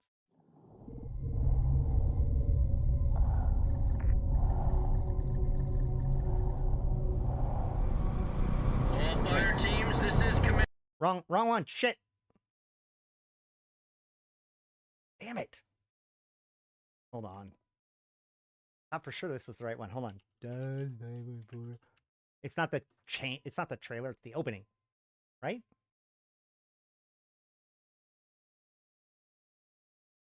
Here we go.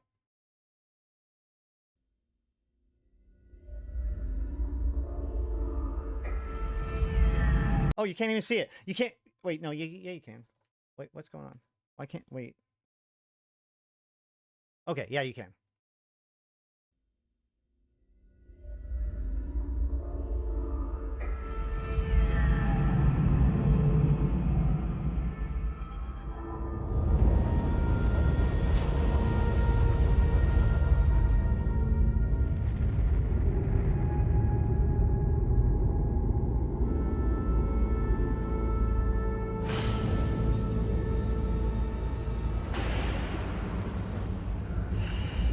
Look at this place.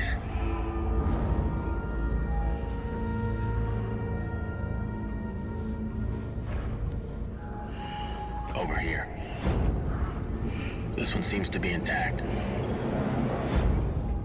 Okay, let's bring it in for analysis. The implant recovered by the extraction team has fascinating properties. An instant transfer of consciousness, even at the moment of death. So much blood has been spilled in the name of our faith. Too many have died at the hands of Imperiums. Imagine the military application. But we have been blessed. I will unleash this new power and end the war. We cannot allow one nation to control it. They have done enough to leave their mark in history. Their soldiers would be dangerous beyond measure. The power they would have, they would be immortal.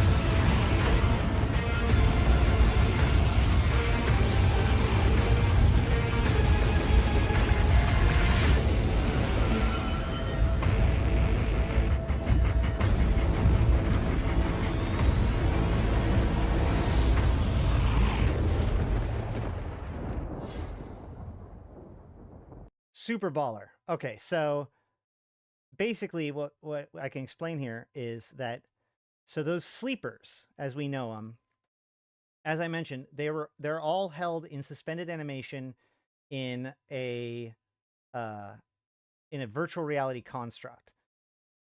However, what has happened is that they had been biologically mutated in order to have a fifth lobe of the brain. So, and then they were then mutated to not grow that lobe. So it left a lobe chunk of their brain missing, right? And then that's replaced by this implant, effectively, that integrates directly into their brain, and that is what interfaces them into the construct. And the construct runs literally on the combined brains of the people in the construct. So when they start taking people out of when they start taking these soldiers or these bodies out of the suspended animation, they're actually ripping people out of the construct and potentially even chunks of the construct with it, including the other, which is that rogue artificial intelligence, this like the ultimate monster in the entire Eve universe, kind of breaks free because of this and embeds itself within these implants. So they take these implants that are designed to just like interface with the brain completely and like allow it to be transferred, like the data from the brain to be transferred to another system incredibly efficiently. And they figure out how to like install these into normal people and use it for instant clone transfer. And from that, they create the first set of military like these immortal clone soldiers known as the Templars. So that's who these are. The soldiers would be dangerous beyond measure. The power they would have, they would be immortal.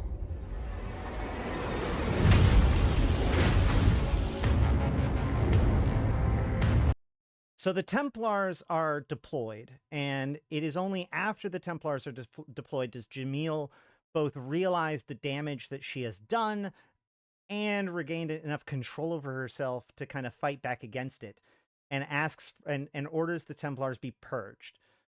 But the tech was basically out by now. Not all of the Templars were destroyed. Some of them managed to get away. But meanwhile, all of the other three empires had been advancing their own cloning technology, and based on like a more synthetic version of the sleeper implants, they managed to create their own war clone system, which is what we now know, like that second generation is what was known as dust soldiers, right? So that's where we get war clones. War clones are a varied class of cloned humans whose augmented bodies are designed for military service on land, air, and space. Very different to Capsuleer spaceship pilots, war clones are most famously known to the general New Eden public as soldiers and aerospace craft crew. The latter are well known to be consumers of mass media holovids and as spacefighter pilots.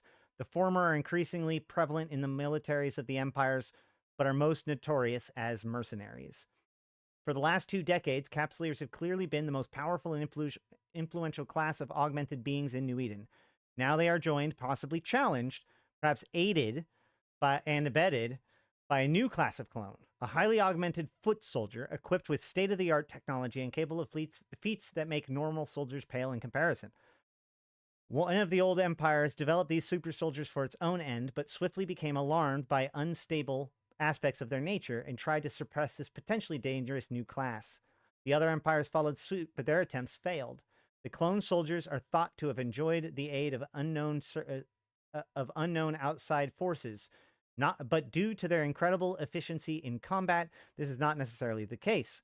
After repelling the empires in hundreds of thousands of thunderous clashes, these super soldiers established enclaves and corporations of mercenary clone fighters. Inevitably, many of them joined forces with Capsuleer factions, corporations, and alliances, thus cementing their foothold in New Eden. Some wonder at the nature of the clone mercenaries, and many make the natural assumption that they are much like Capsuleers. This is entirely wrong. Where Capsuleers use a form of cloning and personality transfer that approaches perfection in its suitability for the vast expanses of space, the immortal soldiers use a technology that we might describe as almost parochial, were not so clearly advanced in carrying with it obvious situational advantages. A Capsuleer killed out of her capsule might die permanently, and if not, she will lose much of the time of the gap in between her backup's creation and her new cloning. A mercenary clone fears no such hiatus or loss, so long as he is within transmission range of a clone reanimation unit, CRU, or a mobile command center, MCC. On the other hand, the mercenary clone is limited by considerations of transmission range. It has been established that the personality transfer technology does not use quantum entanglement. A super soldier who is accidentally abandoned on a planet for 5 years is in dire circumstances, because the last lifespan of a mercenary clone body is apparently no longer than that. He will die and lose 5 years of his life. Still, he will return, because his core personality data is held in the vast databanks of his corporation's infrastructure.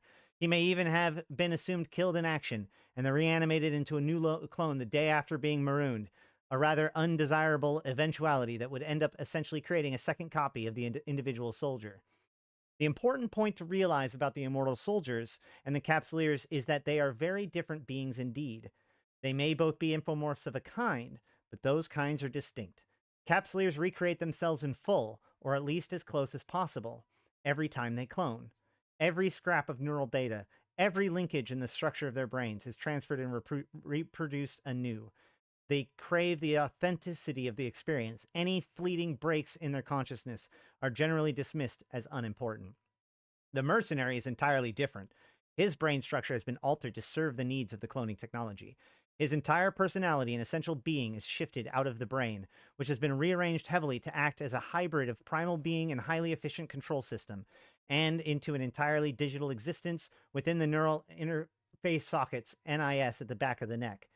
The information stored in this personality stack is everything that makes him who he is as a clone trooper. Everything else has been long since abandoned. When the mercenary is killed, his NIS has only to transmit the new data that is not stored back at the CRU and MCC banks. In effect, it is a kind of personality data difference file. A powerful burst transmission suffices to update the core stacks. The range of this transmission is debated, but is certainly no more than orbital, roughly speaking. A far, far cry from the theoretical unlimited range of Capsuleer quantum entanglement. The radically different nature and scope of the personality transmission for the Capsuleer and the mercenaries should at once be noted. There is no sense in which the Capsuleer can seamlessly transfer to a mercenary clone or vice versa. The very act would be immediately make the receiving vessel into a different person. It would, as the technologies presently operate, be an inevitable forking of the personality into two distinct beings. The recent union of the Capsuleer and the clone soldier has sent shockwaves through the old Empire's political establishments. These millennia-old power structures, which have ruled the star cluster since time immemorial, are gradually realizing that despite the wisdom and respect it bestows, venerable age also carries with it stagnation and decay. It begins, evolution of the clone mercenary. Couldn't a Capsuleer with low SP be used as infantry clone? Well, no, because like I said, it's basically like a different format. That'd be like, couldn't a PC be used in an old Mac? Like, it's just a totally different. Predicted in Dust 514 forums that the other would come back, likely will come next. I've been saying forever that one of the reasons why the Drifters haven't really seen that much of an advancement is because the Drifters can't really advance until the other story can advance, and that can't advance until the new shooter comes out. So, it began with inmate 487980 TAC A, a man of Caldari descent and prisoner held in Imperial Corrections Penitentiary 89 of the Hedion system. Okay, is this? Oh boy, never mind. I'm not reading this. This is a summary of the events of Templar 1. So feel free to read that if you want. There's probably more to it than that, but it wasn't until November 30th, YC114, that the true power of these new clone soldiers was revealed after Tybus Heth, executor of Cloud State, was shot by an assailant at Provost's political rally, the city of Akushin and New Caldari Prime. It is rumored that a single individual, later revealed to be a clone soldier, dispatched over a dozen of Heth's most highly trained Provost bodyguards in hand-to-hand combat before being subdued by a squad of over 30 security staff. Upon his recovery... Oh, shot by an assailant, so he wasn't killed. Upon his recovery on January 28th, YC115, Heth ordered a purge of all clone mercenary enclaves by the Caldari state, which triggered genocide of undescribable proportions against clone mercenaries. Both Mortis Legion Command and the Garistas Pirates, as well as the Angel Cartel and Serpentis Corporation, offered aid to displaced mercenaries, with both the Legion and the Garistas breaching the state's borders to airlift besieged personnel from their surfaces of various planets in the Caldari sovereign territory. The Amar Empire also offered sanctuary to these displaced mercenaries, taking in thousands who flocked across the border to safety. By mid-March of YC115, Gallente President Jacques Rodin and Samatar Malatu Shakur of the Republic both also ordered the destruction of their mercenary enclaves. This was prior to the outbreak of hostilities on Caldari Prime, which then saw thousands of the now displaced mercenaries, still illegal and unrecognized entities in the eyes of Concord, flooding into the systems of Luminaire in order to work as hired guns in the conflict that erupted. By proving themselves on the battlefield and in subsequent evaluation during investigations into the Luminaire carnage, this new breed of mercenary, by sheer numbers and power alone, effectively forced the Concord Assembly to hand in ratifying them as the legal entity with the Directive Enforcement Department Mercenary Infomorph Act, released on May 14th, YC115. This legislation ushered in a new era for the clone mercenary and indeed for New Eden, causing the widespread legalized construction of mercenary enclaves and the revision of Concord's Emergency Militia War Power Act to include the ability for clone mercenaries to fight as independents on behalf of the sovereign militias. Coupled with this, the Mercenary Infomorph Act also gifted a status similar to that of Capsuleers to the clone mercenaries, effectively billing them as independent political entities in their own right. That's Dust 514's release. While immense differences exist between Capsuleers and mercenaries, this does not prohibit their cooperation in both war and infrastructure construction. As of late YC115, many political, military, and scientific analysis are asking questions about the future of Concord Assembly and whether they would be able to repel a focused assault from a combined force of immortal pilots and soldiers. The future remains more uncertain now than ever it ever has been, as immortals, both on the ground and above the stars, begin their first movements into a new arena of power politics. Blah, blah, blah. Is there anything else that's worth noting? No. So, now we know what a war clone is.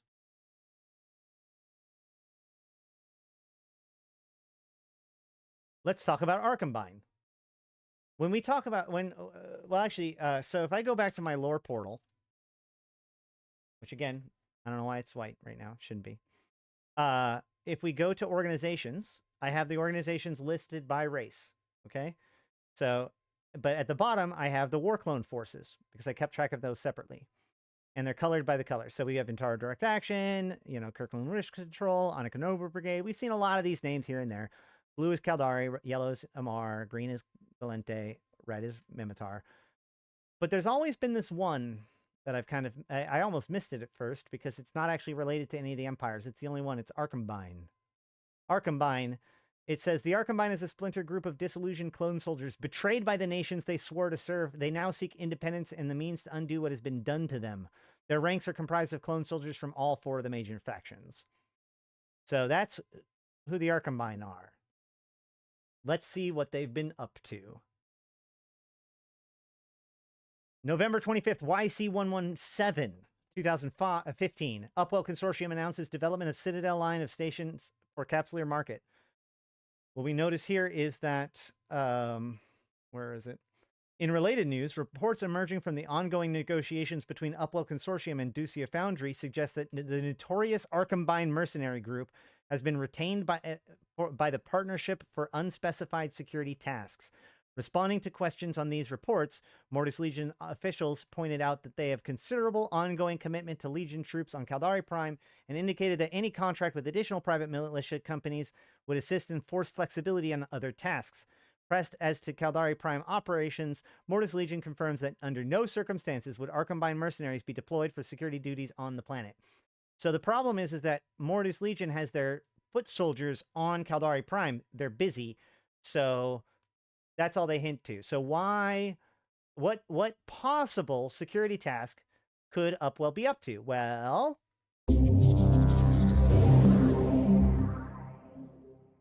Mordu's Legion and Arkombine forces have... Oh, shoot. ore stations across simultaneous attacks on key Serpentis-controlled ore stations across the One more time. I'm sorry. Mordu's Legion and Arkombine forces have launched simultaneous attacks on key Serpentis-controlled ore stations across the Outer Ring region. The assaults appear to have captured all stations in swift, surgical executed operations, with most of the fighting already winding down. The same tactic was applied during all of the captures. Mordus used their fast ships to warp in and immediately throw out warp disruption fields to prevent any escapes. The importance that Mordu ships seem to have placed on destroying all ships attempting to escape somewhat contradicts the statement released by the Upwell Consortium today, stating that the main objective of the operation was to return the control of the stations and ore itself to the rightful owner and founder of ore, Yani Sar Arteo. Once the space had been secured, shuttles carrying Arkombine mercenary forces warped in and entered the stations. In most cases, the station personnel surrendered without a fight. It is expected that ore will announce it is joining the Upwell Consortium as a full partner later today. This is Lena Amber, reporting for The Scope. Okay, so that is, I think, our first example of Mordu's Legion working with Arkombine. Then, you know, what is it? This is November 27th.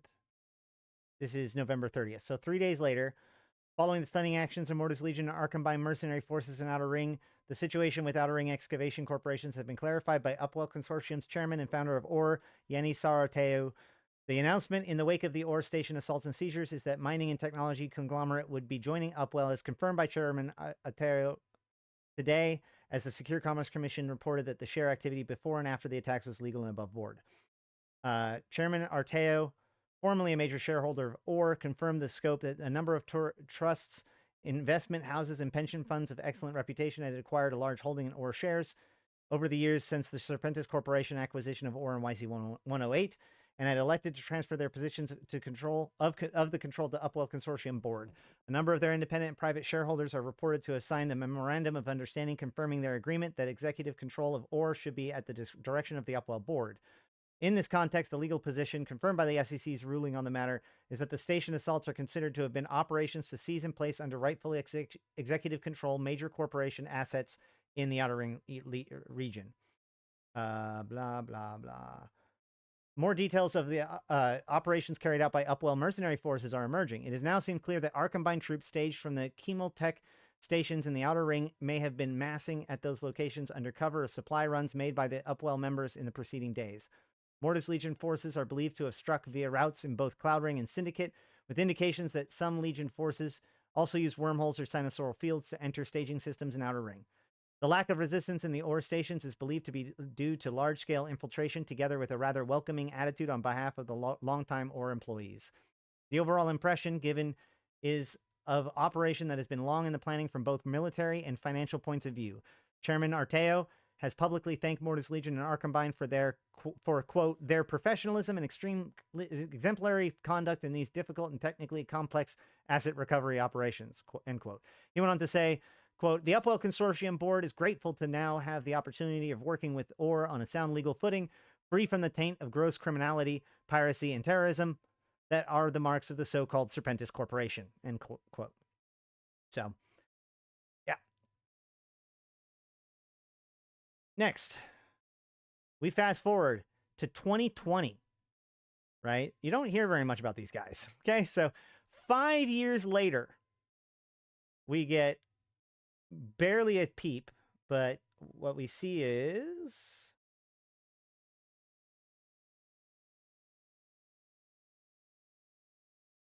where is it?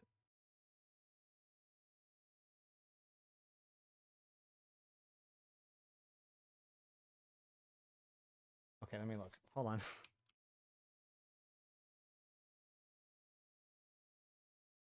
There we go. DED and Aegis forces have confirmed that Triglavian forces continue to carry out extensive experimental operations on planetary surfaces across New Eden. Over the past month, systems across New Eden has seen population seized and transferred to various environments. Triglavian experimental environments in Fleet, Dakba, Natoras, Oppold, and Palman has been assaulted and populations recovered by Aegis forces, in some case allegedly working with Arkombine mercenaries in the pay of the Upwell Consortium. So again, another clue that Arkombine is working with Upwell. Not much else. Then in a month later, when Raravos is captured, right? Oh, this is actually 4 systems have been conquered by the Triglavians at this point. So this is Raravos has well been captured at this point. But we see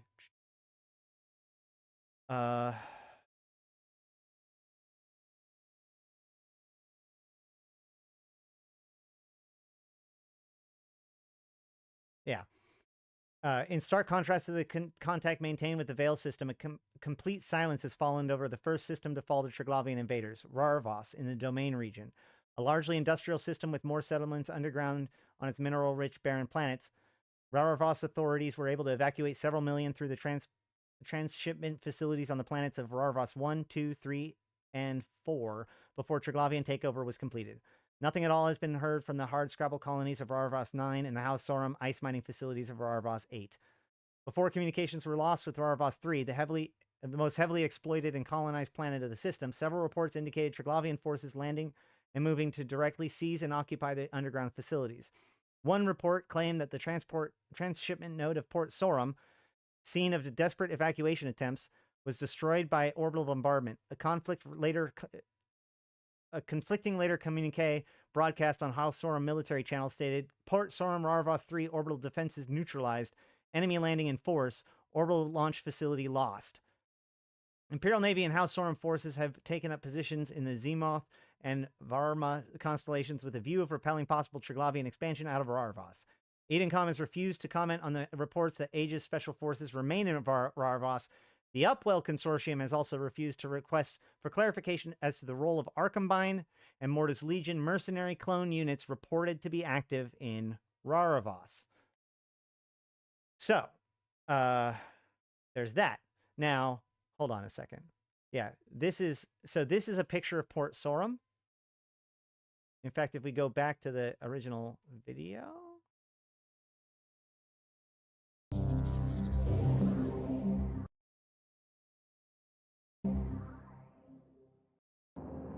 Raravos has fallen.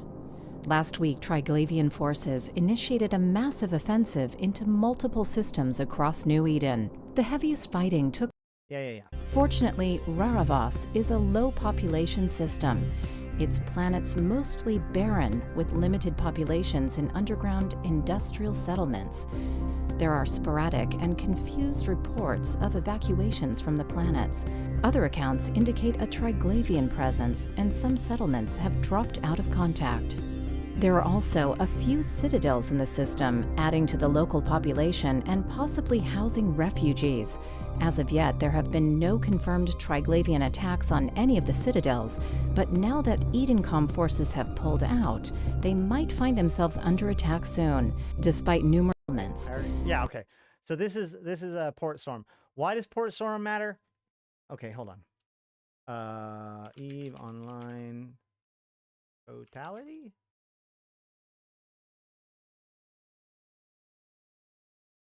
No. Shoot.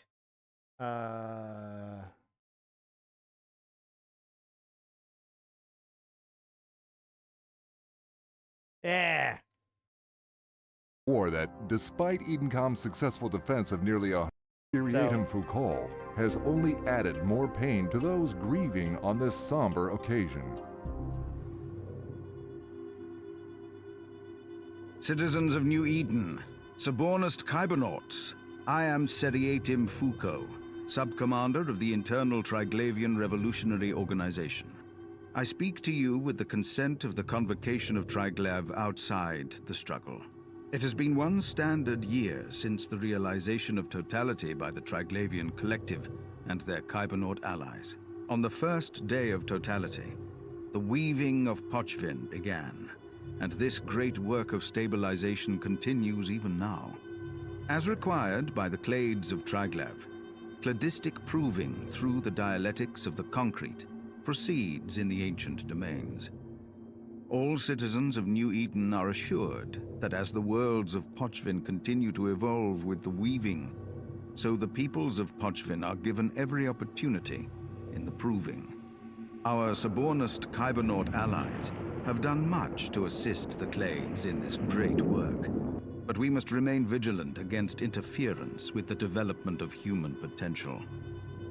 There are many within the corrupt, degenerate order of the old empires, propped up by Concord and Edencom, who continue to impede the destiny of humanity. These forces of stasis continue to wage a war of desperate inertia against the Clades, Subornist Kybernauts, and our aspirant Narodnia on the worlds of Pochvin. Despite this interference, the pathetic reflex of rotting empires, the Clades continue to offer the promise of proving to all living within Pochvin. On this auspicious day, a year after totality, I call on Subornist Kybernauts to continue the great work, and I extend the offer of the Clades to all citizens of New Eden. Enter the proving as aspirant Narodnia. Seize for yourself a life beyond the petty and grasping ideologies of the old order. Join with the flow of Viraj. I am Sub-Commander Seriatim Foucault, and I have spoken with the consent of the Convocation of Triglav outside the struggle.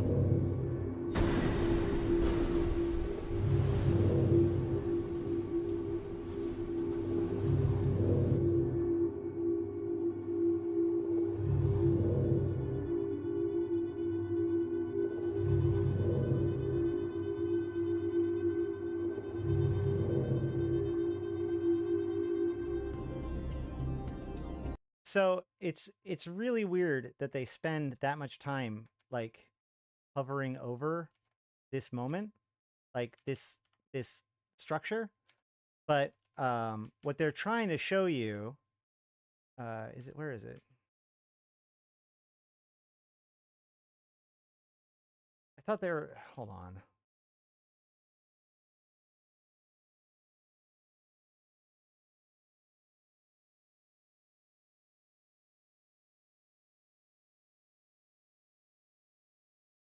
I could have sworn it says in here.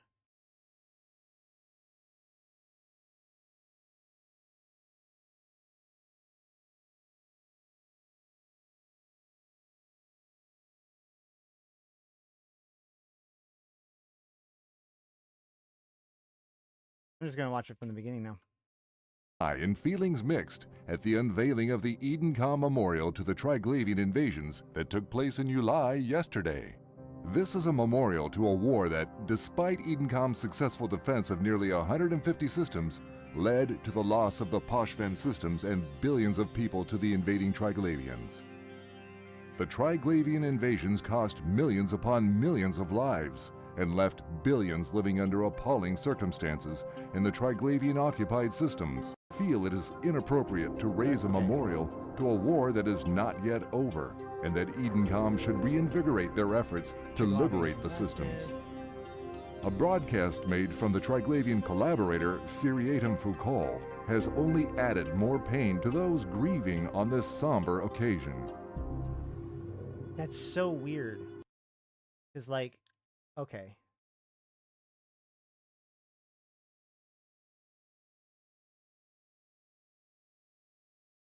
I could have sworn. Oh, fuck. I'm so dumb.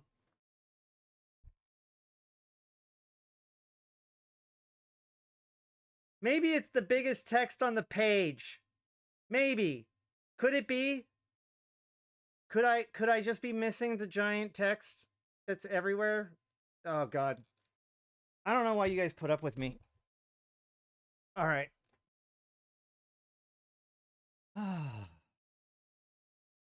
How's that for a thumbnail?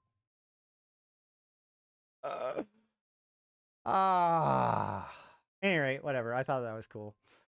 Moving on. All right.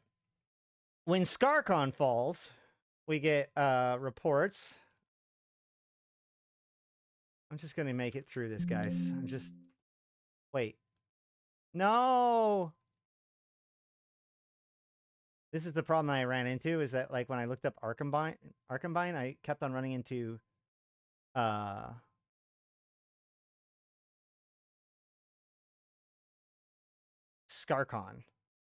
And so I don't know if there's any relevance to this.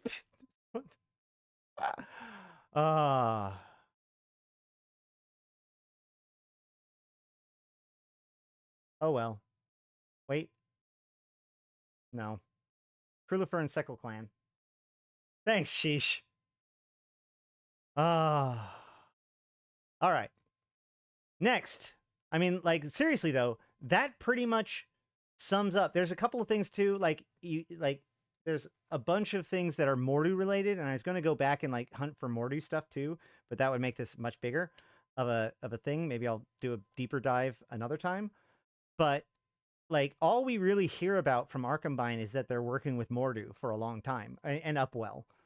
And it isn't until this event where we see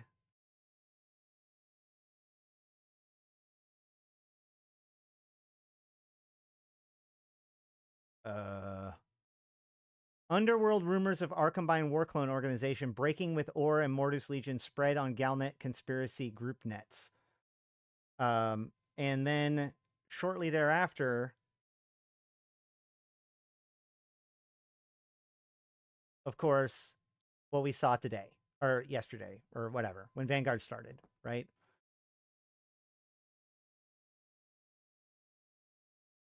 So yeah, that's kind of, I'm not sure if we figured out who the Arkombine is, but the idea is that like the reason why these are important is a couple of reasons.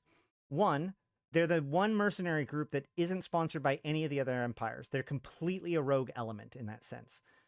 And hence, two, they are the most likely group to be infiltrated by the other, as far as I'm concerned, of all of the different war clones. So definitely something to keep an eye on. But those are the guys that are becoming Mordu, or the Vanguard troops, or at least helping make the Vanguard troops. These guys have all kinds of information. That's what makes this Bowhead attack super suspicious, right? Because Arkombine had access to all of, that were in relationship with Mordu and Upwell for years. So it could very well be that they still have spies in places. They have ways of getting information.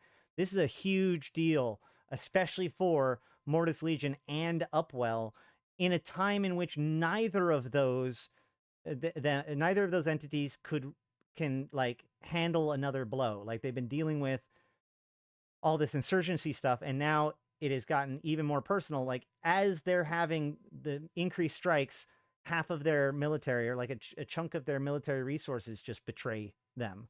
So this is a heavy one, and we'll have to see where it keeps going.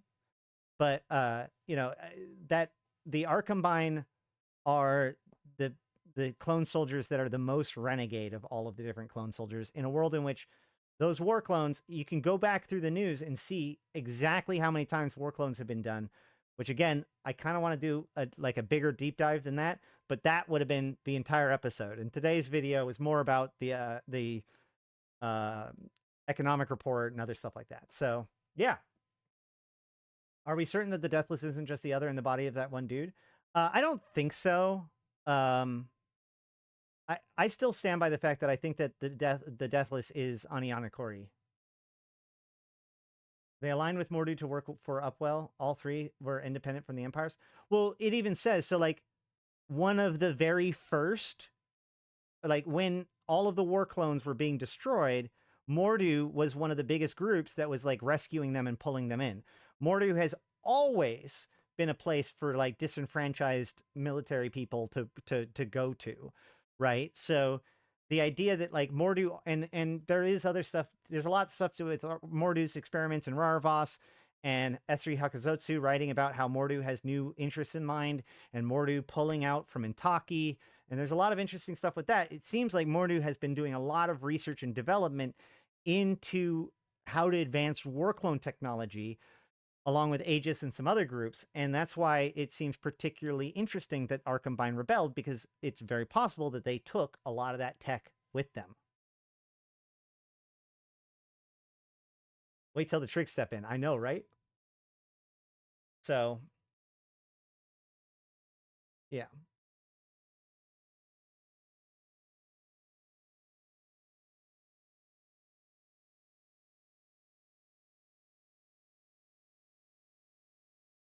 But I think that that about covers it, which I think that that's the show for the day.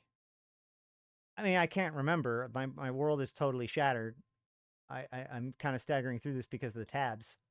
But yeah. How you guys doing? It's Friday. This is your good opportunity to try Vanguard. Anybody try Vanguard? Anybody like it? Not like it? What do you guys think? We tried it yesterday. You can go watch that video.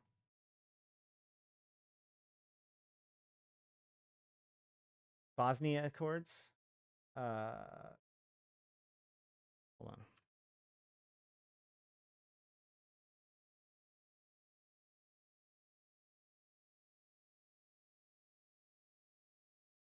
Which one is that? Oh, is that the... Hold on. I don't know what you're talking about. Why? What is with that? Yeah, that's cool. Yeah. There's been a lot of people streaming it. Make sure to go and watch them too, so you can get those Twitch drops. Unfortunately, you know, they don't have YouTube drops, so you got to go over to watch the Twitch streamers, and you know, whatever, to get them. But I do appreciate you coming here and watching me. I appreciate all of you for coming and checking out my videos, watching them as much as you can, because that's what helps make them shared. The player entity that took up... Oh, right. Significant amount of the torch for the war colony. I remember that now. Bosnia Accords? I can't remember exactly. Yeah. They were a lot of the people that kept up. People used to tell me, like, oh, nobody cares about dust. And I kept on telling people, like, no, there is a dedicated group of very loyal people to that whole world. So... Bosena, thank you. Yeah, well, so let's see. I don't know if there's anything I need to announce for this weekend. I know that tomorrow we're going to be doing our final of our eviction, so if you're interested, hit me up. Is there anything else? Is there anything that anybody should be talking about by this weekend? Am I missing anything? It's basically just Vanguard, right? I know Phasmophobia is getting an update, so you might see some... You might see... I'm just giving you guys a heads up right now.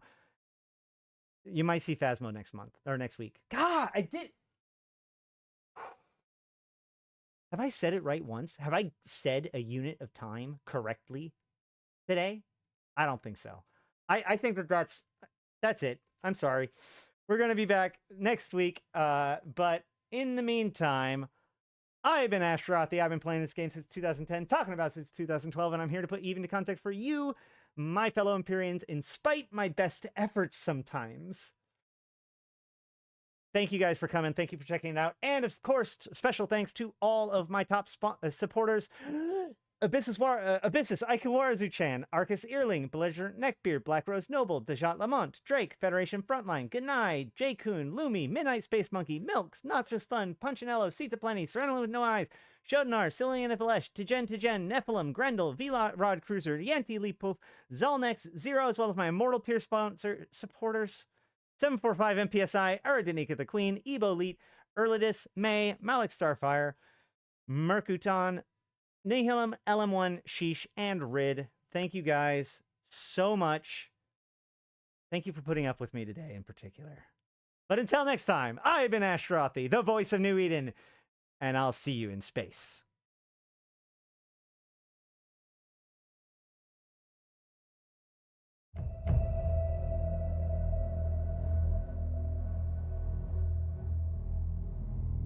Before you leave, like the stream. Do it for the guineas. Do it for the guineas!